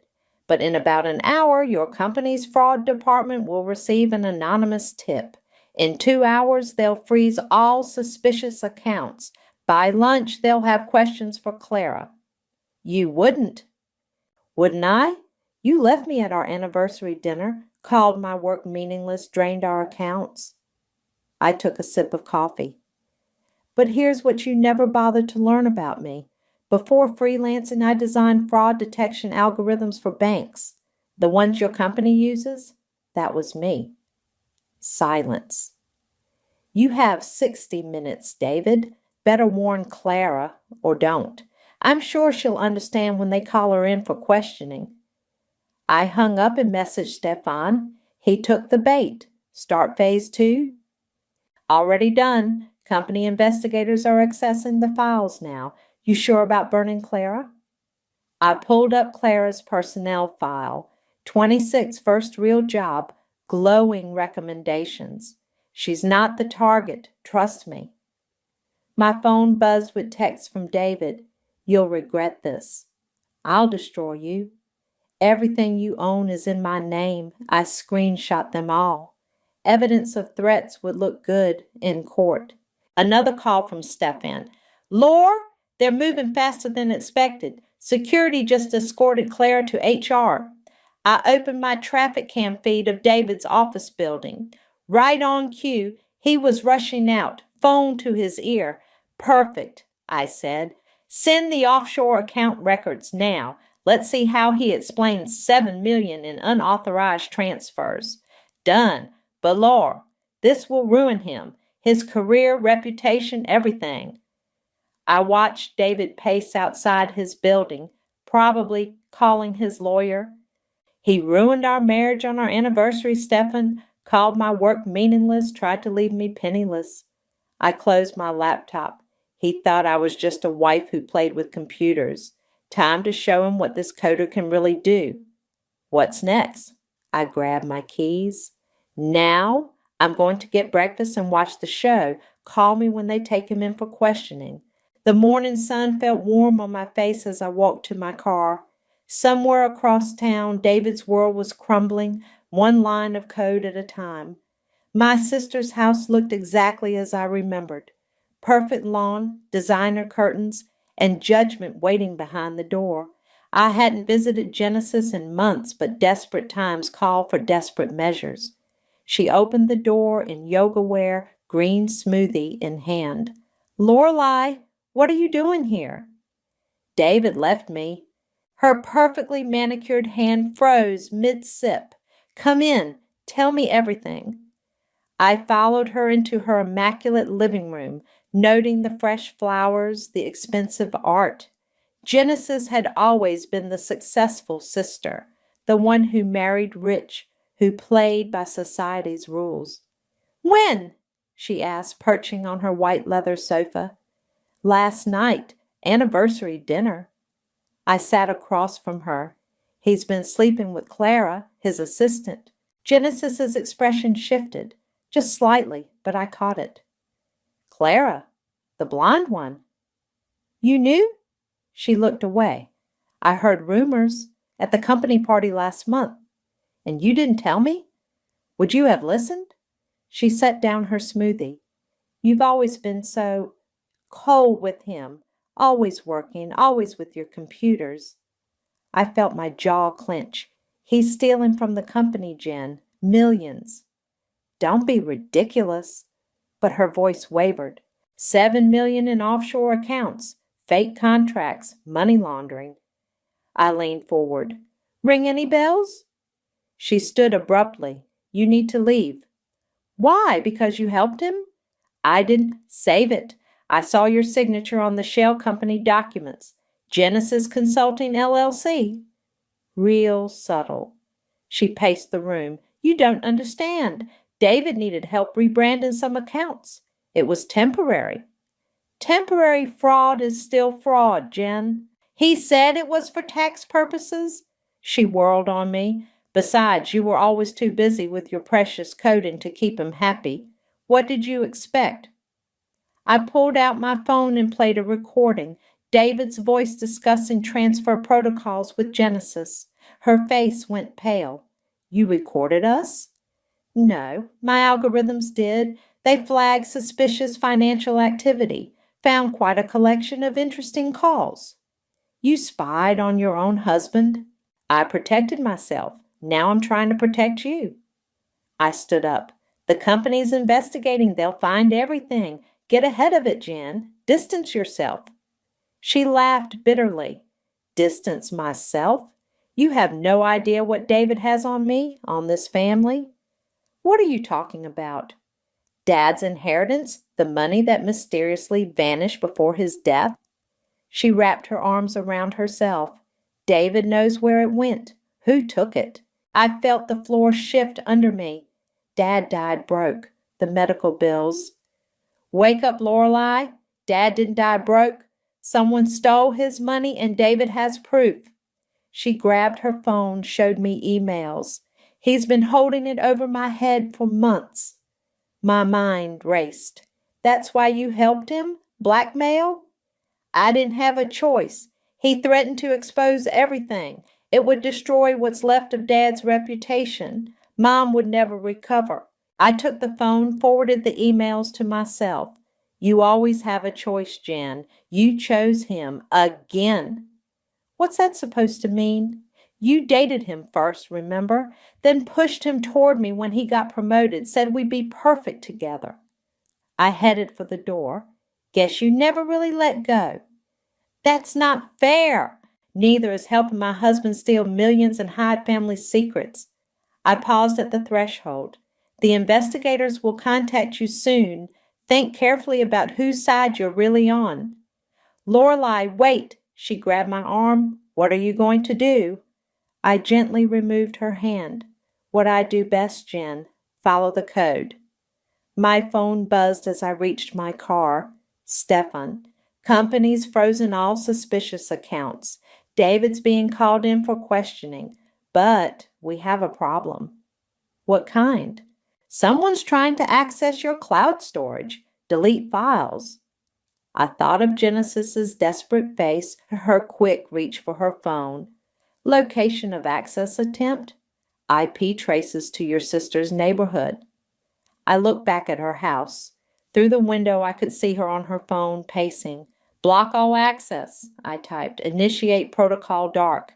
That'll lock everything down, even from you. Do it! And Stefan, send me everything you have on our father's estate. Something tells me David's not the only one who's been hiding things. I started my car just as Genesis rushed out her front door.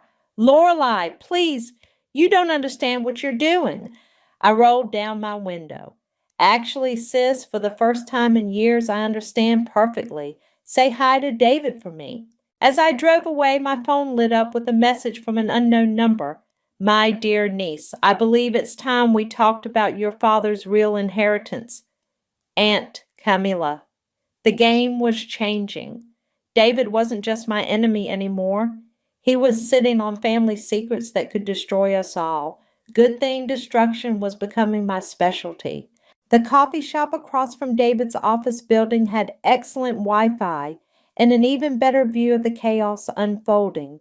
I'd chosen my seat carefully. Back corner, clear sight lines, perfect for watching Clara's world implode. Target approaching, Stefan messaged. Blue dress, looking nervous.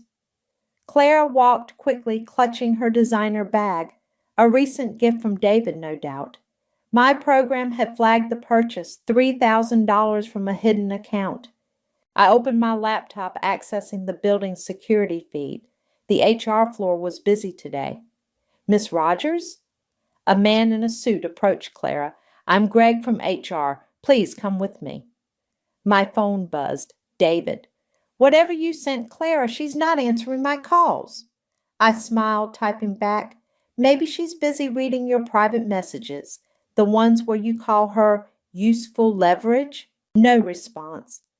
I switched back to the security feed. Clara sat in a conference room, face crumpling as Greg slid documents across the table. How's the show? Stefan asked, joining me with 2 fresh coffees. Just starting.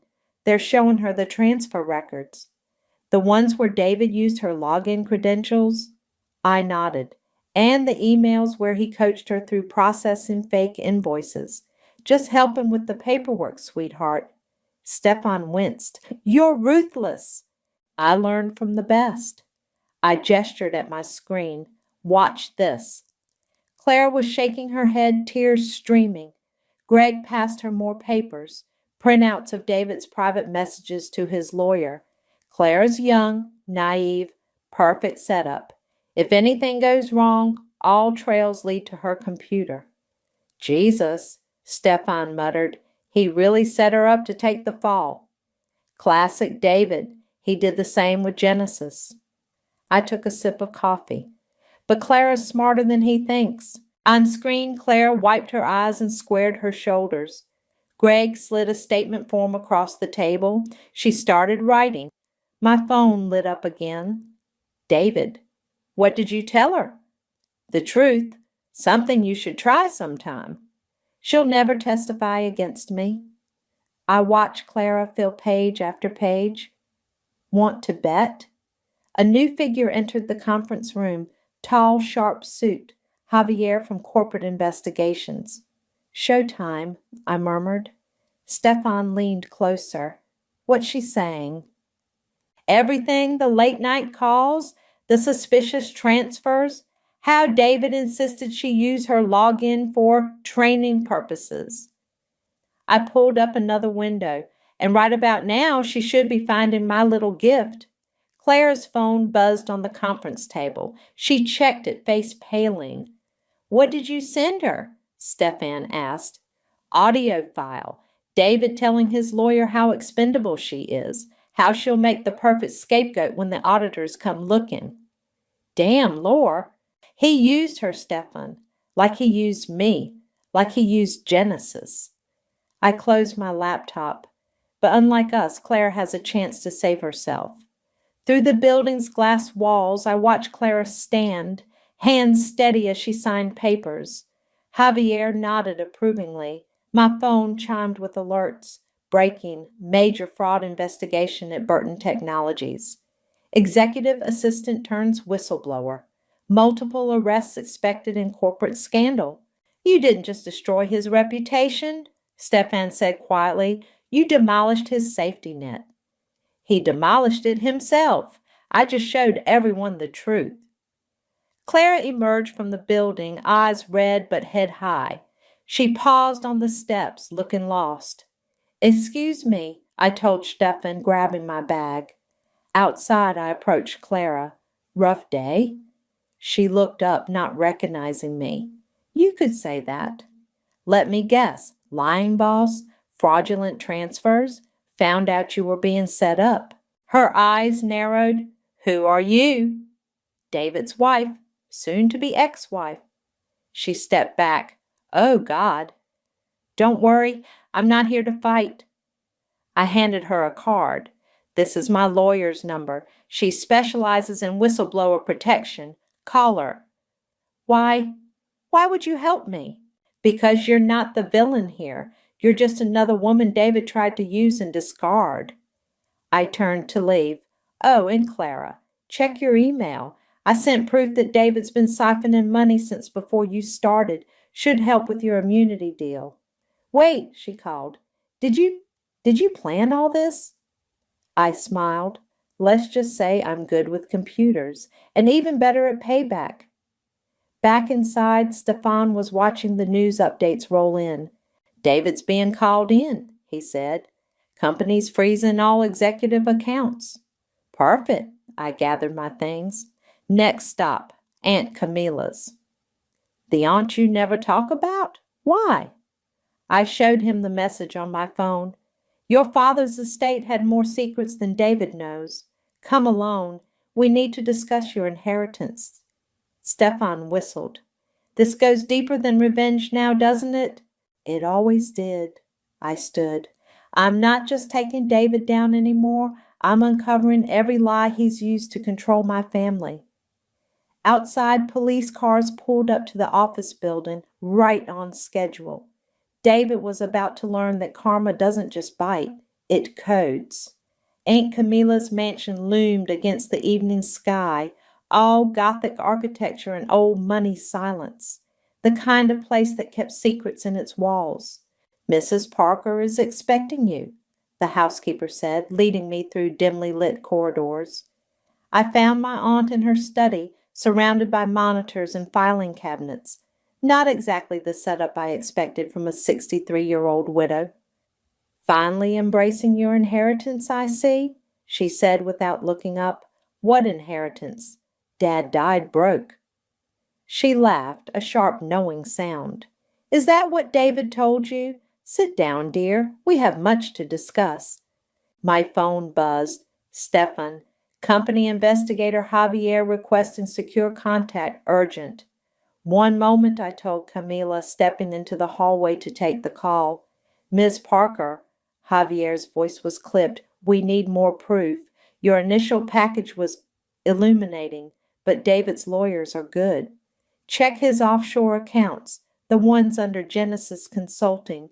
Blocked. Someone's deleted access. I cursed under my breath. Genesis must have warned him. Give me an hour, I said. You'll have everything you need. Back in the study, Camila was watching me with amused interest. Problems with your revenge plot? How did you... Please. She turned one monitor toward me. I've been tracking your little cyber warfare campaign. Impressive work. Your father would be proud. Dad was an accountant who lost everything. Your father, she said, opening a drawer, was a whistleblower who exposed a massive financial conspiracy. It cost him his life savings, and eventually his life. She handed me a USB drive. Everything's here. The evidence he gathered, the accounts he uncovered, the people he was investigating. A pause. Including David's father. My hands shook. What? Why do you think David pursued you? Married you? He needed access to your father's files to make sure nothing survived. My phone chimed again. Stefan, your cloud storage is being wiped. Someone's deleting everything. Genesis, I muttered. No, Camila said, checking her screen.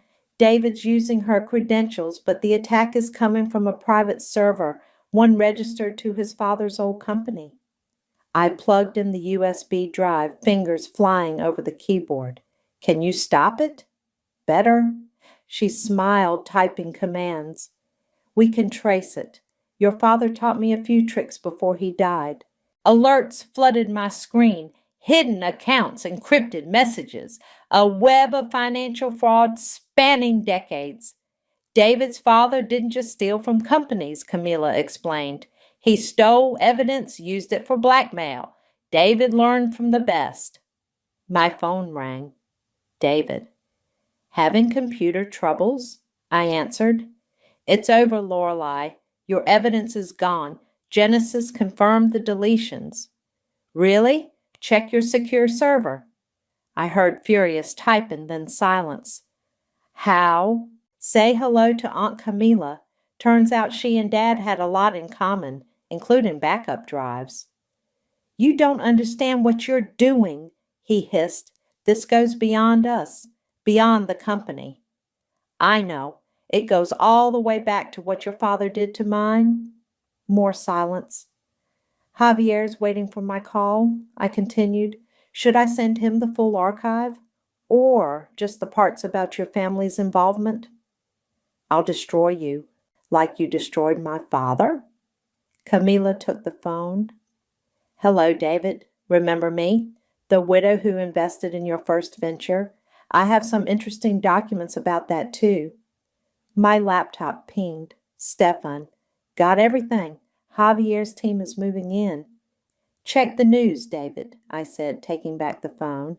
Your father's legacy is about to become breaking news. I hung up as headlines started flooding in. Multi-generation financial fraud exposed. Whistleblower's death linked to corporate cover-up. Major arrests expected in historic financial crime case. Well done, Camilla said, pouring 2 glasses of whiskey. But now comes the hard part. What's harder than exposing a decades-old conspiracy? Dealing with your sister. Genesis just texted. She's on her way here. My phone confirmed it.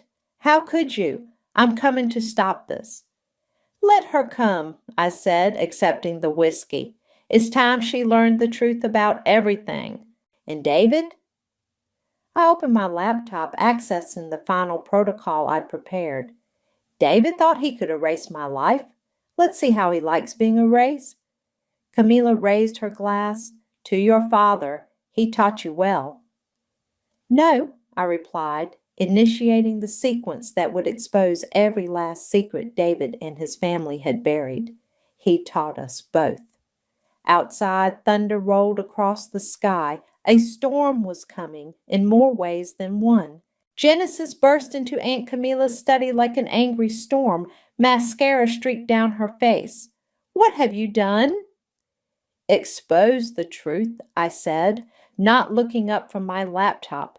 "Something you should have helped with." "David's been arrested." She slammed her hands on the desk. "They're saying he killed Dad." "Not directly." Camilla's voice was ice cold. "His father did the heavy lifting there. David just helped cover it up." Genesis collapsed into a chair. "What are you talking about?" I turned my laptop toward her. "Remember Dad's heart attack?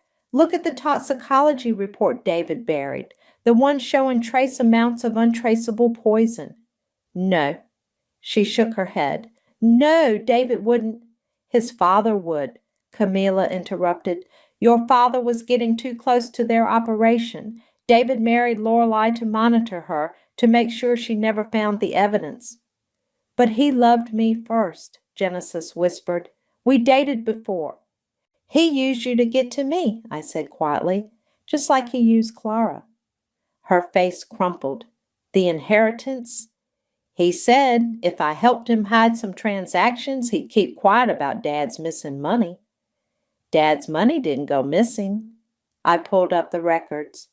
"It was stolen by David's father. Then they poisoned him to cover their tracks." "How long have you known?" "Not long enough." I met her eyes. "But Aunt Camilla knew. She's been gathering evidence for years." Camilla opened a safe behind her desk. "Your father wasn't just an accountant. He was building a case against one of the biggest financial fraud operations in the country, David's family's operation." She spread documents across the desk, bank statements, death certificates, encrypted messages. "Why didn't you tell us sooner?" Genesis demanded. "Because David was watching, waiting." Camilla poured more whiskey. "He needed to believe he had won." My phone buzzed. "Stefan, police found something at David's office. You need to see this." The attached photo showed a hidden safe filled with vials and a familiar-looking bottle. "The same poison," I said, showing Genesis. "He was keeping it close, just in case." She vomited into the wastepaper basket. "I helped him," she sobbed. "Oh, God, I helped Dad's murderer." "No," I moved to her side. "You were another victim, but now you can help us end this." "How?" "Testify. Tell them everything David made you do, how he blackmailed you." "They'll arrest me too." "Not if you help us," Camilla said. "I have friends in the DA's office. They're more interested in David and his father's empire."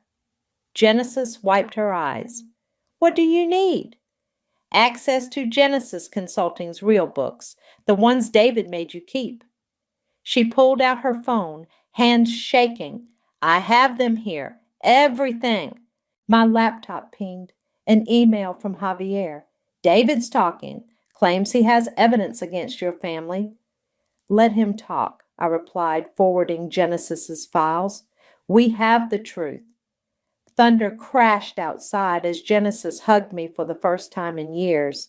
"I'm so sorry, Laura. I should have seen it." "We all should have." I hugged her back. "But now we make it right." Camilla's printer hummed, spitting out documents.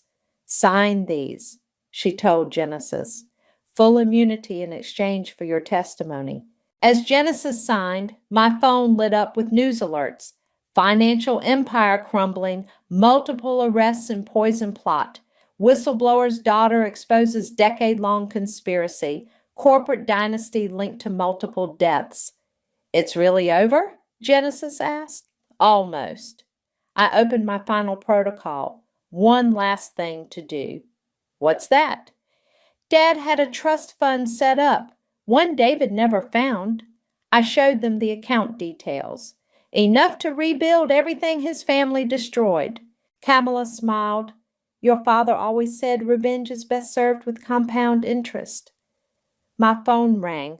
Stefan again. Lore? David's father just landed at a private airstrip. Police are moving in. Good. I watched the numbers flow across my screen. David's empire crumbling digit by digit. Tell them to check his briefcase. The backup drives should be there. Genesis squeezed my hand. What happens now? Now? I closed my laptop. We honor Dad's legacy. We tell his story, and we make sure no one else's father dies for exposing the truth. Outside, the storm was passing. Through Camila's windows, I could see the sky clearing. To justice. Camila raised her glass. And to family secrets finally coming to light. Genesis and I raised our glasses too. Tomorrow would bring more revelations, more battles. But tonight, we were sisters again, united by truth instead of divided by lies. David thought he could bury our father's legacy in secrets and poison. Instead, he'd only made it stronger. The conference room at Burton Technologies buzzed with tension. Behind the one-way glass, I watched David being led in, handcuffed, his expensive suit wrinkled from a night in holding. Ready for this? Stefan asked, squeezing my shoulder. I've been ready for months. Javier and Greg entered carrying stacks of files, David's swagger visibly deflated. Mr. Burton, Javier began, would you like to explain these transactions? David leaned back, attempting confidence. Business as usual, nothing illegal. Business as usual? Greg spread photos across the table. Like the usual heart attack your father arranged for Thomas Parker? David's face twitched. I don't know what you're talking about. My phone buzzed. Genesis. Dad's autopsy results just came back. They found traces. It's confirmed. I forwarded the message to Javier, who smiled coldly. Interesting timing, he said, sliding his tablet toward David. Your father was just arrested trying to flee the country, with some very interesting chemicals in his possession. I want my lawyer. Your lawyer's been arrested too, Greg replied. Something about helping hide evidence of multiple murders. I watched David's composure crack. His eyes darted to the mirror, straight at me, though he couldn't see me. Lorelei put you up to this, he snarled. She's trying to frame me. Frame you? Javier pulled up more documents. Like you framed Clara or blackmailed Genesis? Everything was legal. The transfers, the contracts. The poison? Greg interrupted. The one matching the traces in Thomas Parker's system? David went pale. You can't prove anything. Actually, Stefan murmured beside me, we can prove everything. On cue, Clara walked in. David jumped up, but the security guard pushed him back down. Clara, don't sit down, David, she said coldly. I brought the real books, the ones you made me keep in that hidden safe, right next to your father's special medicine. My phone lit up again. Aunt Camila, your father's old partner is talking. Everything's coming out. I forwarded that too. Javier read it and nodded. Mr. Burton, we have witness testimony, financial records, and physical evidence linking your family to at least 3 deaths. He leaned forward. Want to try that explanation again? David slumped. I want a deal. No deals, Greg said, but your cooperation might keep you out of maximum security? Fine. David straightened. But I talked to my wife first. Ex-wife, I said, entering the room. He flinched. I sat across from him, calm and collected. Everything he wasn't. Hello, David. Rough day? You destroyed everything, he spat. No, you did that. I just exposed it. I opened my laptop. Now, about those offshore accounts. I'll never tell you. Already found them, along with Dad's original evidence, the files your father thought he'd erased.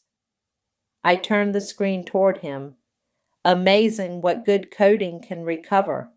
His face contorted. He was going to expose everything. He had to be stopped. By poisoning him? Making it look like heart failure?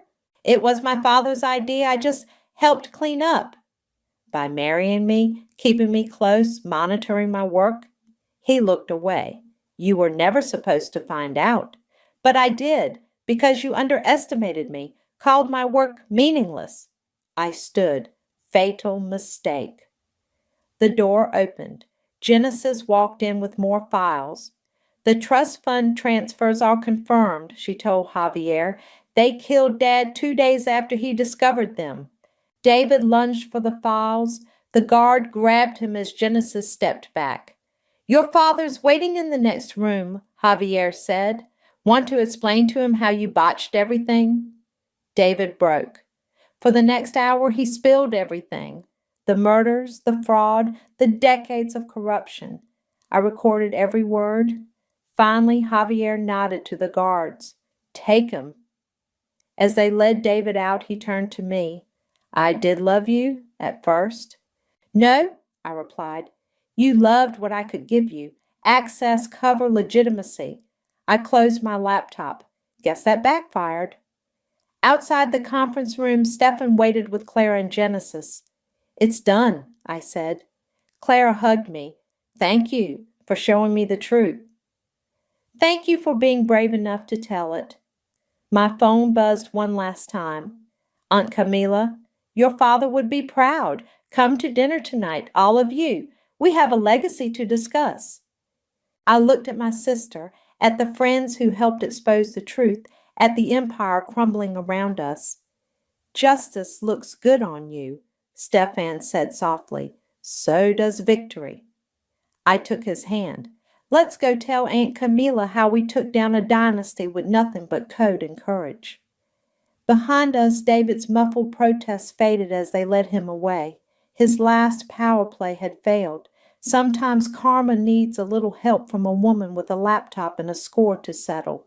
The coastal breeze carried the scent of salt and justice as I packed my laptop.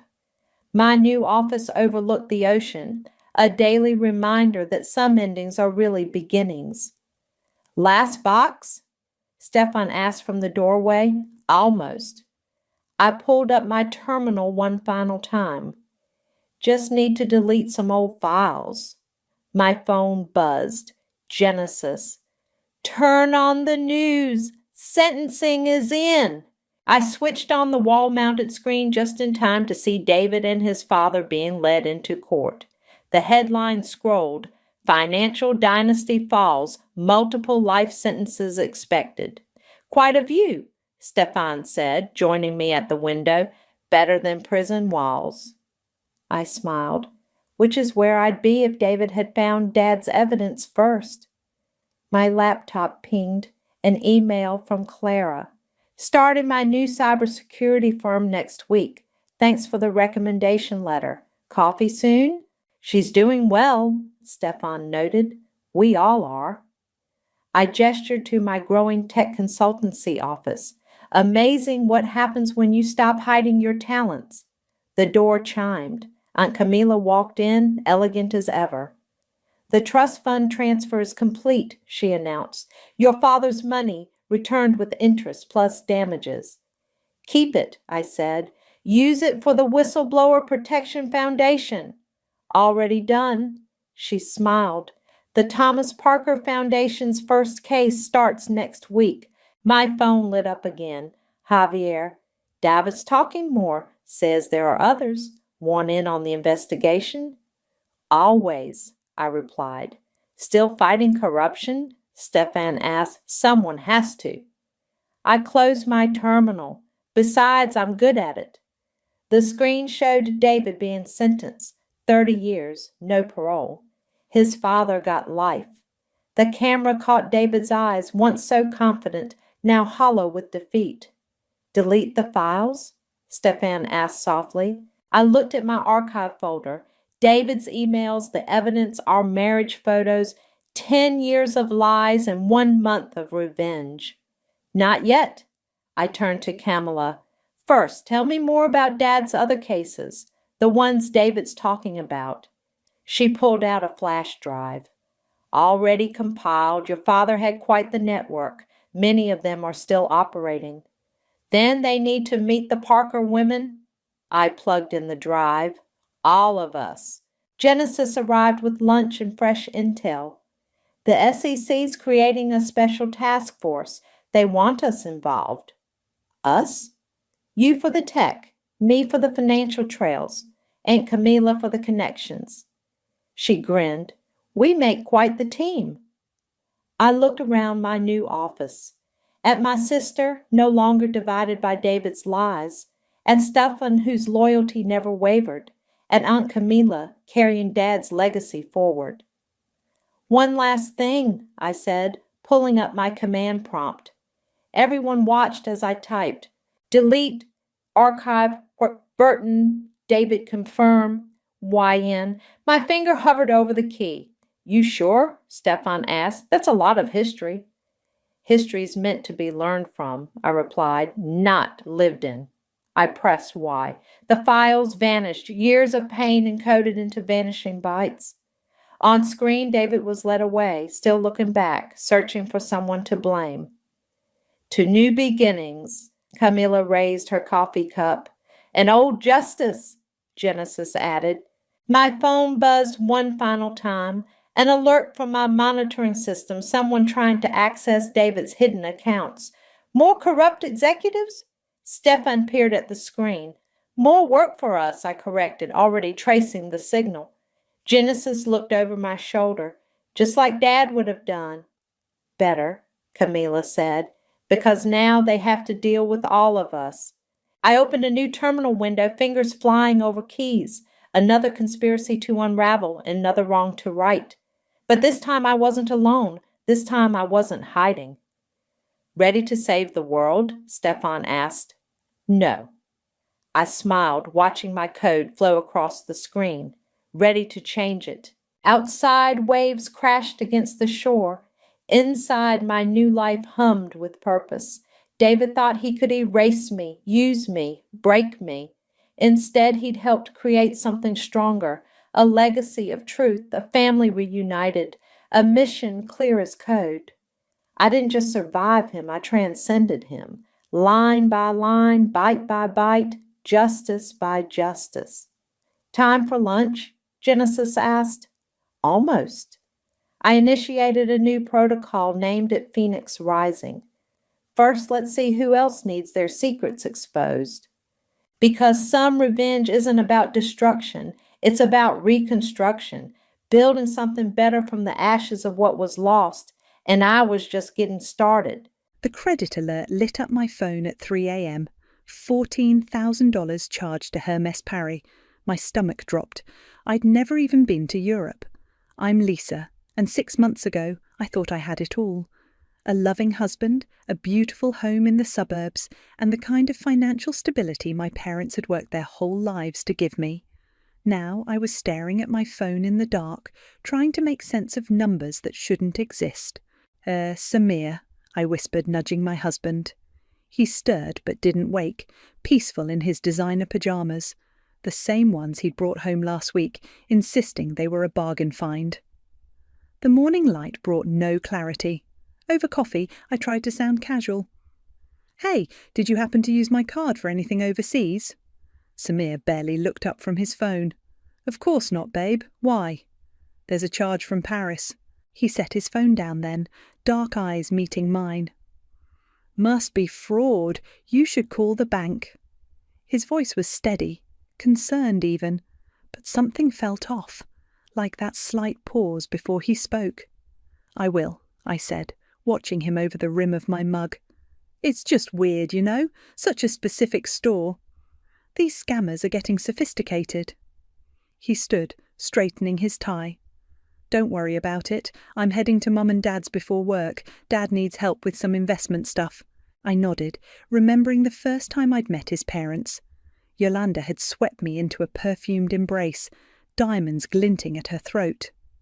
Welcome to the family, darling, she'd said, while Zechariah looked on with approval. They lived in a mansion that screamed old money, though Samir had mentioned they'd had some setbacks recently. The bank representative was helpful, but what she told me made my blood run cold. "Mrs. Watson, this charge was approved in person, the chip was present, and the PIN was used correctly." "That's impossible," I said, pacing our kitchen. "I have my card right here." "There appear to be 2 active cards on this account." I stopped moving. 2? "Yes, both issued to Lisa Watson. One activated 6 months ago, shortly after your name change." My wedding had been 6 months ago. I hung up and called my best friend Poppy. She picked up on the first ring. "Girl, you're calling me before noon on a workday. Who died?" "I think my husband's stealing from me." Silence. Then, "Get your ass to my office now." Poppy's law office was all glass and steel, but her presence made it warm. She listened without interrupting as I explained about the charge, the duplicate card. "Have you checked your credit report?" she asked when I finished. "Not recently. I have good credit. I always have." She was already typing. "Log into your accounts, all of them, now." An hour later, I sat back, numb. 5 new credit cards I'd never applied for. Charges to luxury stores, first-class flights, hotel suites, all in my name. "This is identity theft," Poppy said quietly. "You need to decide what you want to do about it." "I need to talk to Samir first. Maybe there's an explanation." "Lisa?" Poppy leaned forward. "You're in finance. You know better than this. These signatures, they're forged. This isn't a misunderstanding." My phone buzzed. A text from Yolanda. "Sunday brunch tomorrow, darling. I simply must show you what your father-in-law bought me in Paris. You'll die." I stared at the message, remembering Samir's words this morning. The investment stuff, the setbacks, the designer pyjamas. "I need to see something first," I told Poppy, "before we do anything official." "Be careful," she warned. "If you're right about this, you're dealing with people who think they're entitled to your life." I nodded, already planning tomorrow's brunch. I'd wear my favourite blue dress, the one that made me look innocent, trusting. I'd smile and laugh at Yolanda's stories, and I'd look for a silk scarf that cost $14,000. "I will be," I promised Poppy. "But first I need to know exactly what I'm dealing with." Walking to my car, I thought about my dad, who'd worked 2 jobs to keep our family afloat, who'd taught me about saving, about earning what you have, about respect. Another text from Yolanda. "Bring that lovely checkbook of yours, dear. Your father-in-law has an amazing investment opportunity to discuss." I got in my car and started the engine, hands steady on the wheel. Sunday brunch was going to be very interesting indeed. Sunday brunch at the Watson estate always felt like stepping into a museum where you couldn't touch anything. Today, the marble foyer gleamed as I entered, my heels clicking against the floor. The sound of tinkling crystal and laughter drifted from the sunroom. "There's my beautiful daughter-in-law." Yolanda's voice carried across the space. She floated toward me in a cloud of Chanel No. 5, and there it was, wrapped artfully around her neck, a distinctive orange silk scarf with a pattern I'd seen on my credit statement. My stomach churned, but I smiled. "That's gorgeous," I said, gesturing to the scarf. "Is that new?" "Oh, this little thing." She touched it delicately. "Zechariah surprised me in Paris. You know how he loves to spoil me." Except Zechariah hadn't been to Paris. I'd checked their social media obsessively last night. They hadn't left the country in months. "Lisa, darling," Zechariah emerged from his study, laptop under his arm. "Perfect timing. I have something exciting to discuss." Samir appeared behind him, looking nervous. "Dad, maybe we should let Lisa eat first." "Nonsense." Zechariah guided me to the dining room, where crystal glasses caught the morning light. The best deals are discussed over good food. The maid, a new one I noticed, served mimosas and eggs Benedict. Yolanda dominated the conversation, describing a spa weekend I was certain matched another mysterious charge on my credit card. "And Lisa," Zechariah cut in, opening his laptop, "I've found an incredible investment opportunity. High returns, minimal risk. I can get you in, but we need to act fast." I took a sip of mimosa. "How much are we talking about?" "Just 50,000 to start. A drop in the bucket considering the potential returns. Samir wouldn't meet my eyes. That's a lot of money, I said carefully. I'd need to think about it. Yolanda laughed, the sound like breaking glass. Oh, darling, that's just what wives do. We support the family's ventures. When I married Zechariah, I gave him complete access to my inheritance. It's about trust. Speaking of trust, I pulled out my phone. I got the strangest alert about a charge in Paris. The room went still. Samir's fork clattered against his plate. Must be fraud, Zechariah said quickly. Terrible thing, identity theft. Isn't it? I smiled, watching Yolanda's hand drift to her scarf. The bank said the card was used in person. Well, these criminals are very sophisticated nowadays. Yolanda waved her hand dismissively. Samir, pour your wife more mimosa. Lisa, you simply must try these truffles, imported from Italy. More charges I'd probably paid for. I accepted the glass from Samir, noting how his hand shook slightly. Actually, I said, I'd love to hear more about the investment opportunity. Could you email me the details? Of course, Zechariah brightened. I'll need you to sign some preliminary paperwork. Nothing major, just standard forms. I bet they were. Send everything to my work email. I'll have our legal team look it over. Samir choked on his drink. That won't be necessary, babe. Dad's been doing this for years. Even better reason to do things properly. I stood, smoothing my dress.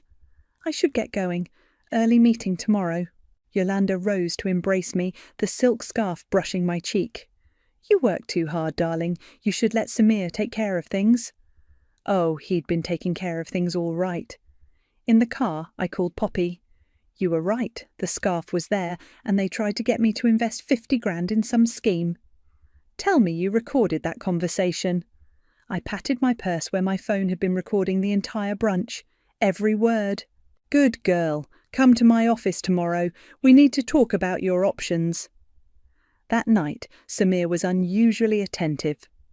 You seemed quiet at brunch, he said, sliding into bed beside me. Just tired. I turned away, remembering how we used to lie here talking about our dreams. Now all I could think about was how many lies had been whispered in this same bed. Mom really likes you, you know, he continued. Says you're the best thing that happened to our family. I thought about Yolanda's words. That's just what wives do. I'm going to make some tea, I said, slipping out of bed. In the kitchen, I opened my laptop and began typing. Dear Mr. McCormick, I'd like to report a case of identity theft and credit card fraud. My hands were steady as I typed out every detail. The scarf, the duplicate cards, the forged signatures. In the bedroom, I could hear Samir's gentle snoring, unaware that his perfectly constructed house of cards was about to come crashing down. Sometimes the biggest betrayals come wrapped in silk, served with mimosas and million-dollar smiles. But I was done being the family ATM. Tomorrow I would start fighting back. The credit report landed in my inbox at work with a soft ping that felt like a bomb dropping. 67 pages. Normal reports aren't 67 pages. Holy shit, I whispered, scrolling through account after account. 5 credit cards, 3 personal loans, a line of credit, all opened within months of our wedding. My office phone rang, making me jump. Lisa speaking. I've been trying to reach you all morning, Poppy said. Have you seen it? Looking at it right now. My voice cracked. How did I not know? Because you trusted your husband like you were supposed to. Poppy's voice hardened. Now get your things, we're meeting someone. I can't just leave work. Call in sick. This is more important. 30 minutes later, I sat in a coffee shop off Main Street, as far from my usual haunts as possible. Poppy arrived with a tall man in a crisp suit. Lisa, this is Dylan McCormick. He's a fraud investigator I trust. Dylan's handshake was firm, his eyes kind but professional. Ms. Daniels, he used my maiden name without being asked, I've reviewed your initial report. We need to talk about your signature. He pulled out several documents, laying them side by side. This is your real signature from your marriage license. These, he he pointed to the credit applications, are forgeries. Good ones, but definitely forgeries. That changes things, Poppy leaned forward. This isn't just identity theft anymore, it's criminal fraud. My phone buzzed. Samir. Where are you? Your office said you went home sick. Should I bring soup? I turned the phone face down. What do I do now? First, Dylan said, we document everything. Bank statements, credit cards, purchases. Then we build a case. But Lisa, he caught my eye, you can't let them know you're investigating. People who commit fraud often panic when discovered. They might destroy evidence or worse. Worse? Empty accounts, transfer assets, leave the country. My hands shook as I lifted my coffee. They're already trying to get me to invest more money. Zechariah has some opportunity he wants me to sign on to. Perfect, Dylan nodded. Keep playing along. Record everything. We'll set up a secure email for you to forward documents to me. Back home, I found Samir in the kitchen with grocery bags. Baby, you scared me. Why didn't you answer my texts? Sorry, I managed a weak smile. Migraine. Needed to turn off my phone. He pulled me into a hug, and I forced myself not to stiffen. Poor thing, I got your favourite soup. Oh, and Mum wanted me to remind you about the investment paperwork. Right, I pulled away, pretending to rub my temples. Did your dad email it? I can just bring it home, save you the hassle of reviewing it. No, I said too quickly. I mean, email's better, for my records. He gave me an odd look but nodded. That night I waited until Samir was asleep before slipping into our home office. The filing cabinet yielded more horrors. Statements from accounts I never knew existed, receipts for jewellery and watches, first-class airline tickets. My phone lit up with a text from my cousin Jasmine. Girl, your in-laws are living large. Check Insta. I opened Instagram to find photos from a charity gala. Yolanda dripping in diamonds, Zechariah showing off a new Rolex. The caption read, Supporting the arts with the fam, Tsa blessed Nahu giving back. Those diamonds matched a $23,000 charge from last month. My hands trembled as I took screenshots and forwarded them to Dylan. The next morning, Samir dropped another bomb. Honey, we need to talk about the mortgage. I looked up from my untouched breakfast. What about it? We're a bit behind, nothing serious, but Dad suggested we might tap into your 401k to catch up, just temporarily. The room spun. They'd maxed out my credit and now they wanted my retirement savings. I'll think about it, I said, fighting to keep my voice steady. It's what families do, he said, kissing my cheek. We help each other. After he left, I ran to the bathroom and threw up. Then I called Poppy. They want my 401k, I gasped. Like hell they do. Lisa, we have enough. Dylan can move whenever you're ready. I thought about my dad again, how he'd worked overtime to help me start that 401k when I got my first job. Not yet, I said. I want all of it. Every receipt, every lie, every fake signature. I want them to understand exactly what they did. Okay, Poppy said softly, but be careful. You're playing with fire. I touched my wedding ring, remembering our vows, for better or worse, in sickness and in health, but nobody mentioned in theft and in fraud. Don't worry, I said. I'm done getting burned. The Watson estate looked different now that I knew it was built on my stolen credit. Every crystal glass, every piece of art screamed fraud. But I smiled as Yolanda ushered me into their living room for afternoon tea. Lisa, darling, we've missed you. She air-kissed my cheeks. I've been telling everyone what a blessing you are to this family. My phone recorded quietly in my pocket as I settled onto their Italian leather sofa. That's so sweet. Of course, not every daughter-in-law understands family obligation like you do. Yolanda poured tea into delicate cups that probably cost more than my first car. Zechariah, come join us. Look who's here. Zechariah emerged from his study wearing a golf outfit that still had the price tags tucked inside. I caught a glimpse as he sat down. Another charge I'd probably find on my next statement. Lisa? Perfect timing. I was just about to call about that investment opportunity. Yes, I smiled, taking out my notebook. I'd love to hear more details. He launched into a complicated explanation about offshore accounts and guaranteed returns. I took notes, watching Yolanda fidget with her new tennis bracelet. It's really quite simple, Zechariah concluded. We just need you to sign these forms. He slid a stack of papers across the coffee table. I pretended to review them. This looks like it needs to be notarized. Oh, don't worry about that, Yolanda waved her hand. Samir can handle all those tedious details, like he handled the credit card applications. The words slipped out before I could stop them. The room went silent. Yolanda's teacup froze halfway to her lips. I'm sorry. Zechariah's voice was sharp. I forced a laugh. Oh, just thinking about all the paperwork Samir helps with. He's so good with that stuff. Yes, Yolanda recovered quickly. We raised him to understand the importance of family prosperity. You know, before you came along, we were worried he might marry someone less understanding. Less understanding? Someone who didn't appreciate the Watson name. Zechariah's tone was patronizing. You're lucky to carry it, my dear. My phone buzzed. A text from Dylan.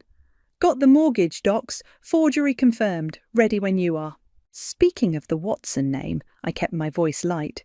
I saw the photos from the charity gala. Those diamonds were stunning, Yolanda. Weren't they? Zechariah surprised me. She touched the tennis bracelet. Though I suppose you already knew about them, didn't you? My blood ran cold. What do you mean? Well, your name is on all the accounts, darling. Don't play coy. It's not attractive. They knew I knew, and they didn't care. More tea? Yolanda smiled, all teeth and triumph. No, thank you. I stood up, hands steady. I should go. But we haven't finished discussing the investment, Zechariah protested. I'll think about it. Lisa. His voice stopped me at the door. Remember who we are, what this family has given you. Given me? They'd taken everything. In my car, I played back the recording. Their voices were clear, confident, entitled. I forwarded it to Dylan and Poppy, then drove straight to Poppy's office. She was waiting with a stack of documents. They admitted it, on record. They practically bragged about it. My voice shook. They think I'm their personal piggy bank. Well, they thought wrong. She spread out papers across her desk. Look at these. Credit applications, loan documents, even the mortgage refinance, all with forged signatures, all federal crimes. What's the penalty? With these amounts, years in prison, plus restitution. My phone lit up with a text from Samir. Mum says you left upset. Everything okay, babe? Another from Yolanda. Darling, don't be difficult. It's unbecoming. And finally, Zechariah. The investment paperwork needs your signature by tomorrow. Don't disappoint the family. I showed the messages to Poppy. They're not even trying to hide it anymore. Because they think you're trapped. She squeezed my hand. Are you ready to prove them wrong? I thought about their smug faces, their casual ownership of my life, their assumption that I would just keep playing along. Call Dylan, I said. It's time. Once we do this, there's no going back. Your marriage, your relationship with them, it all ends. I touched my wedding ring, then slowly slid it off. It felt like removing handcuffs. They ended it the moment they stole my identity. They just didn't expect me to fight back. Poppy picked up her phone. Dylan, we're ready. Start the paperwork. Outside her office window, storm clouds gathered. Perfect weather for what was coming. The Watson family was about to learn that some blessings come with sharp edges, and I was done being the sacrificial lamb at their altar of greed. Just act normal, Dylan had said. Keep collecting evidence. But normal felt impossible as I watched Samir get dressed for work, knowing each designer item he wore was bought with my stolen credit. You're quiet lately, he said, adjusting his tie. Everything okay? Just work stress. I forced a smile. Hey, your mum's hosting that dinner party tonight, right? Yeah, you're coming, aren't you? She's showing off her new renovation. The renovation I'd apparently financed. Wouldn't miss it. My phone buzzed. Instagram notification from my cousin Jasmine. My heart stopped. There in her latest post was Yolanda at some luxury boutique surrounded by shopping bags. The caption read, "Shopping with the fabulous Mrs. W. That crocodile bag is everything. Taste luxury life." I zoomed in on the receipt visible in one of the bags. The date matched a $12,000 charge on my latest statement. "Got to run," I said, forwarding the post to Dylan. "Meeting downtown." The meeting wasn't downtown. It was in a quiet coffee shop where Dylan waited with a thick folder. "Your cousin's post is gold," he said as I sat down. "Timestamp, location, clear view of the merchandise, all purchased with your fraudulent cards. How much more do we need?" "We're close. The dinner party tonight. Can you record it?" I nodded. Poppy showed me how to use this app that looks like a normal phone screen but records everything. Perfect. These people love to brag. Let them. That evening, I arrived at the Watson estate in my best dress. Might as well look good while taking them down. The house was packed with their social circle, everyone dripping in designer labels. "Lisa," Yolanda swooped in, "come see the new marble countertops, Italian, of course." My recording app was already running as she led me through the kitchen, detailing every expensive upgrade. Each feature matched another mysterious charge on my accounts. And this lighting fixture, she gestured upward, was such a find in Paris. "Paris?" I kept my voice casual. "When were you there?" "Oh, darling, you know, that trip last month, the one you helped with." She winked conspiratorially, "helped with," like I'd had a choice. Samir appeared with drinks. "Mom, you're monopolizing my wife." "Can you blame me? She's been such a godsend to this family." Yolanda touched my arm.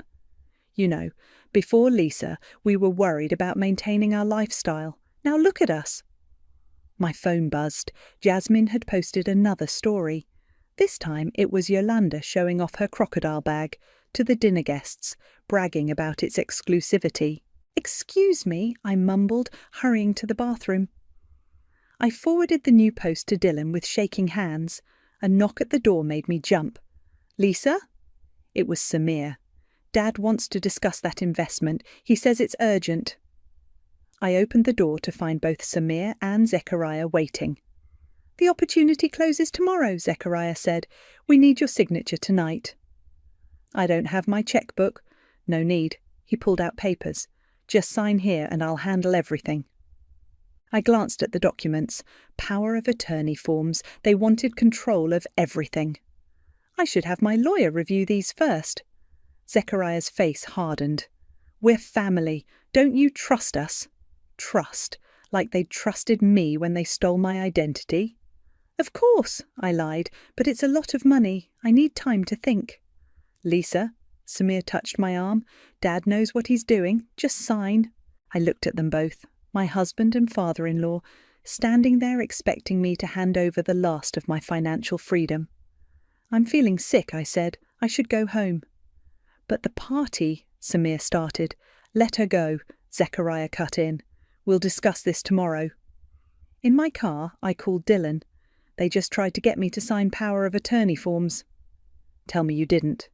"No, but they're getting aggressive, pushing for signatures, talking about urgent deadlines."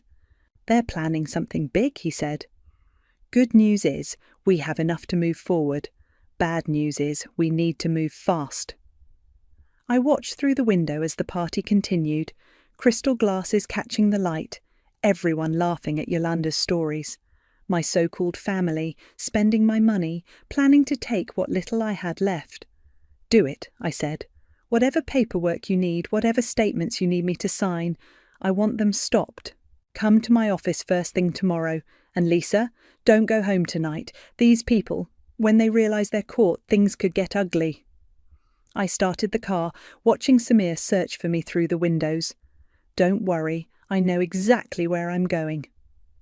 It was time to end this charade. The Watsons wanted to play with fire? Fine, let them burn. The divorce papers sat in my purse like a loaded gun as I prepared dinner. Samir would be home any minute, and for once I wasn't going to serve up lies alongside the meal. My phone had been buzzing all day. "Yolanda, those investment papers need signing today." Zechariah, call me immediately about the transfer. Samir, Dad's really stressed about this deal. Let's make him happy. I turned off my phone and checked the recording app one last time. Everything was ready. The front door opened. Something smells amazing, Samir called out. Made your favourite. I placed his plate of steak and potatoes on the table. We need to talk. He loosened his tie, settling into his chair. About the investment? Because Dad... No. I pulled out the envelope. About this. His fork clattered against the plate as he read the divorce petition. His face went from confused to angry to calculating in seconds. Baby, what is this? Whatever's wrong, we can fix it. Fix it? I slid printed credit statements across the table. Like you fixed my credit or my identity. I can explain. Explain the forged signatures, the stolen cards, the loans I never approved. He stood up, hands spread in surrender. Okay, yes, I took some liberties, but it was for us, for the family. The family? I laughed bitterly. You mean your mother's shopping sprees, your father's fake investments? They're not fake. Dad just needs capital. To pay off the other people he's scammed. I pushed forward a stack of research papers. I found his previous fraud cases. Did you think I wouldn't? Samir's face darkened. You've been investigating us? Like you've been stealing from me. He reached for my hand. I pulled back. Baby, please, we can work this out. I'll pay everything back. With what money? The money you stole from me? His phone buzzed. Zechariah's name flashed on the screen. Don't, I warned as he reached for it. He answered anyway. Dad, now's not... What? No, she hasn't signed. I know, but... I could hear Zechariah yelling through the phone. She knows, Samir finally said. About everything. More yelling. Then Samir's face changed. I'll handle it. The way he said it made my skin crawl. I stood up, grabbing my purse. Where are you going? His voice was different now, harder. Away from you. You can't do this to us. He blocked the doorway.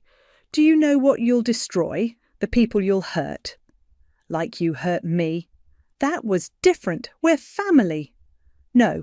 I pulled out my phone, showing him the recording app. We're criminals and victims, and guess which one I am? His eyes widened. You've been recording everything. The dinner party, your parents' confessions, this conversation. Delete it. He stepped toward me.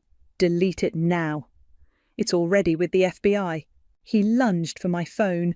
I dodged, thanking God for the self-defense classes Poppy had insisted on. Don't make this worse, I warned, backing toward the door. Worse? He laughed desperately. You're destroying everything. Our marriage, my family's reputation. You destroyed those things. Every time you forged my signature, every time you stole my money, every time you lied. My phone buzzed. Dylan signaled that everything was in place. I'm leaving, I said. Don't try to stop me. They'll never believe you, he called after me. We're respected in this community. You're just a gold digger trying to cause trouble. I turned back one last time. Check your email. The FBI will be contacting you shortly about their fraud investigation. His face went pale. You wouldn't? I already did. I touched my bare ring finger. Goodbye, Samir. Outside, rain had started falling. I got in my car, hands shaking as I started the engine. Through the window, I saw Yolanda pull up in her luxury SUV, probably coming to pressure me about the investment. She waved, all smiles, not knowing her world was about to implode. I drove to Poppy's house, where a spare room and a glass of wine waited. Tomorrow the FBI would move in. Tomorrow the Watsons would learn what happens when you mistake kindness for weakness. My phone lit up with messages. Samir, please come home, we can fix this. Yolanda, what have you done? Zechariah, you'll regret this. I blocked their numbers one by one. Sometimes the bravest thing you can do is walk away. Sometimes the strongest thing you can do is fight back. And sometimes justice comes with divorce papers and an FBI investigation. Let them panic. Let them scheme. Their time was up, and mine was just beginning. The FBI moved in at dawn. I watched from my parked car down the street as 3 black SUVs pulled up to the Watson estate. Dylan had texted me the timing, suggesting I might want to witness the end of my nightmare. "Federal agents, open up!" The sound carried clearly across the morning quiet. Through my windshield, I watched Zechariah open the door in his expensive pajamas, face shifting from annoyance to fear as badges were thrust in his face. "What is the meaning of this?" His voice carried across the lawn. "Sir, we have a warrant to search these premises in connection with multiple counts of fraud and identity theft." Yolanda appeared behind him in her silk robe. "This is ridiculous. Do you know who we are?" "Yes, ma'am, that's why we're here." Neighbours started emerging from their houses as agents streamed into the mansion. I could hear Yolanda's shrill protests. "Those are my personal belongings. You can't touch those." My phone buzzed. "Poppy, turn on the local news. They're covering it live." Sure enough, news vans were pulling up, cameras rolling as agents carried out boxes of documents, designer bags, jewellery. "Mrs. Watson," a reporter called out, "can you comment on the fraud allegations?" "This is all a misunderstanding." Yolanda tried to block a photographer. "That ungrateful girl is lying." A commotion drew my attention to a police car pulling up. Samir emerged from the house in handcuffs, head down. "Sir, did you knowingly forge your wife's signature on credit applications?" He looked up then, straight at my car. Even from this distance, I could see the mix of anger and desperation in his eyes. My phone rang. "Dylan. We found everything exactly where you said it would be. The forged documents, the credit cards, even receipts they kept as trophies. You did good, Lisa." I watched as an agent carried out the Hermes scarf, the one that had started it all. Yolanda lunged for it, screaming, "That's mine!" "Actually," the agent replied, "according to our evidence, it belongs to Lisa Daniels." "That little witch!" Yolanda spun toward my car. "She's out there watching, isn't she? Lisa, show yourself." I started my engine. I'd seen enough. But before I could drive away, Zechariah broke free from the agents and ran toward my car. "You think this is over?" he shouted. "We made you. You're nothing without the Watson name." 2 agents tackled him to the manicured lawn. As they helped him up, I finally rolled down my window. "Actually," I said clearly, "I'm everything without it." The news cameras swung toward me. Reporters rushed over, but I was already pulling away. In my rearview mirror, I watched their perfect world crumble on their perfect lawn. My phone kept buzzing. Local family arrested in major fraud scheme. Socialites accused of identity theft. Watson financial empire implodes. I drove to Poppy's office, where she waited with coffee and a fierce grin. "They found offshore accounts," she said as I sat down. "Millions hidden away. Your case broke open dozens of other frauds they'd committed." "How long will they go away for?" "With these charges, years, plus full restitution to you and their other victims." I sank into her couch, suddenly exhausted. I kept wondering if I was doing the right thing, if I was being too harsh. They stole your identity, your money, your trust. They deserved everything they got. My phone buzzed again. "Jasmine. OMG! Just saw the news! That Hermes scarf! No wonder Yolanda was always bragging about her generous daughter-in-law." Then Dylan. "Samir's asking to make a deal, wants to testify against his parents." Of course he was. Even now he was trying to save himself. "You should see their social media," Poppy smirked, scrolling through her phone. "All those bragging posts about their luxury lifestyle. The comments are brutal now that people know it was all stolen money." A final text came through from an unknown number. "You'll regret this. Family should protect family." I showed it to Poppy, who immediately called Dylan. "Let them threaten," she said after hanging up. "Every threat just adds to their charges now." Through her office window, I could see the city skyline. Somewhere out there, the Watsons were being processed into custody, their designer clothes exchanged for jumpsuits, their mansion being searched room by room. "You okay?" Poppy asked softly. I touched my bare ring finger, remembering the girl who'd once believed in fairy tales about family and trust. "I will be," I said, and for the first time in months I actually meant it. Sometimes justice wears a badge, sometimes it arrives in dawn raids and handcuffs, and sometimes it looks like a woman who finally decided to fight back. The courtroom fell silent as the judge cleared his throat. I sat between Poppy and Dylan, my hands clasped tightly in my lap. "In the matter of federal fraud charges," the judge began, "this court finds the defendants guilty on all counts." Yolanda's perfectly maintained facade finally cracked. She crumpled into her designer suit, mascara running. Behind her, Zechariah stared straight ahead, his face ashen. "The defendant, Samir," the judge continued, "in light of his cooperation, will serve 5 years. Zechariah and Yolanda Watson will serve 12 years each, with mandatory restitution to all victims." I released a breath I didn't know I'd been holding.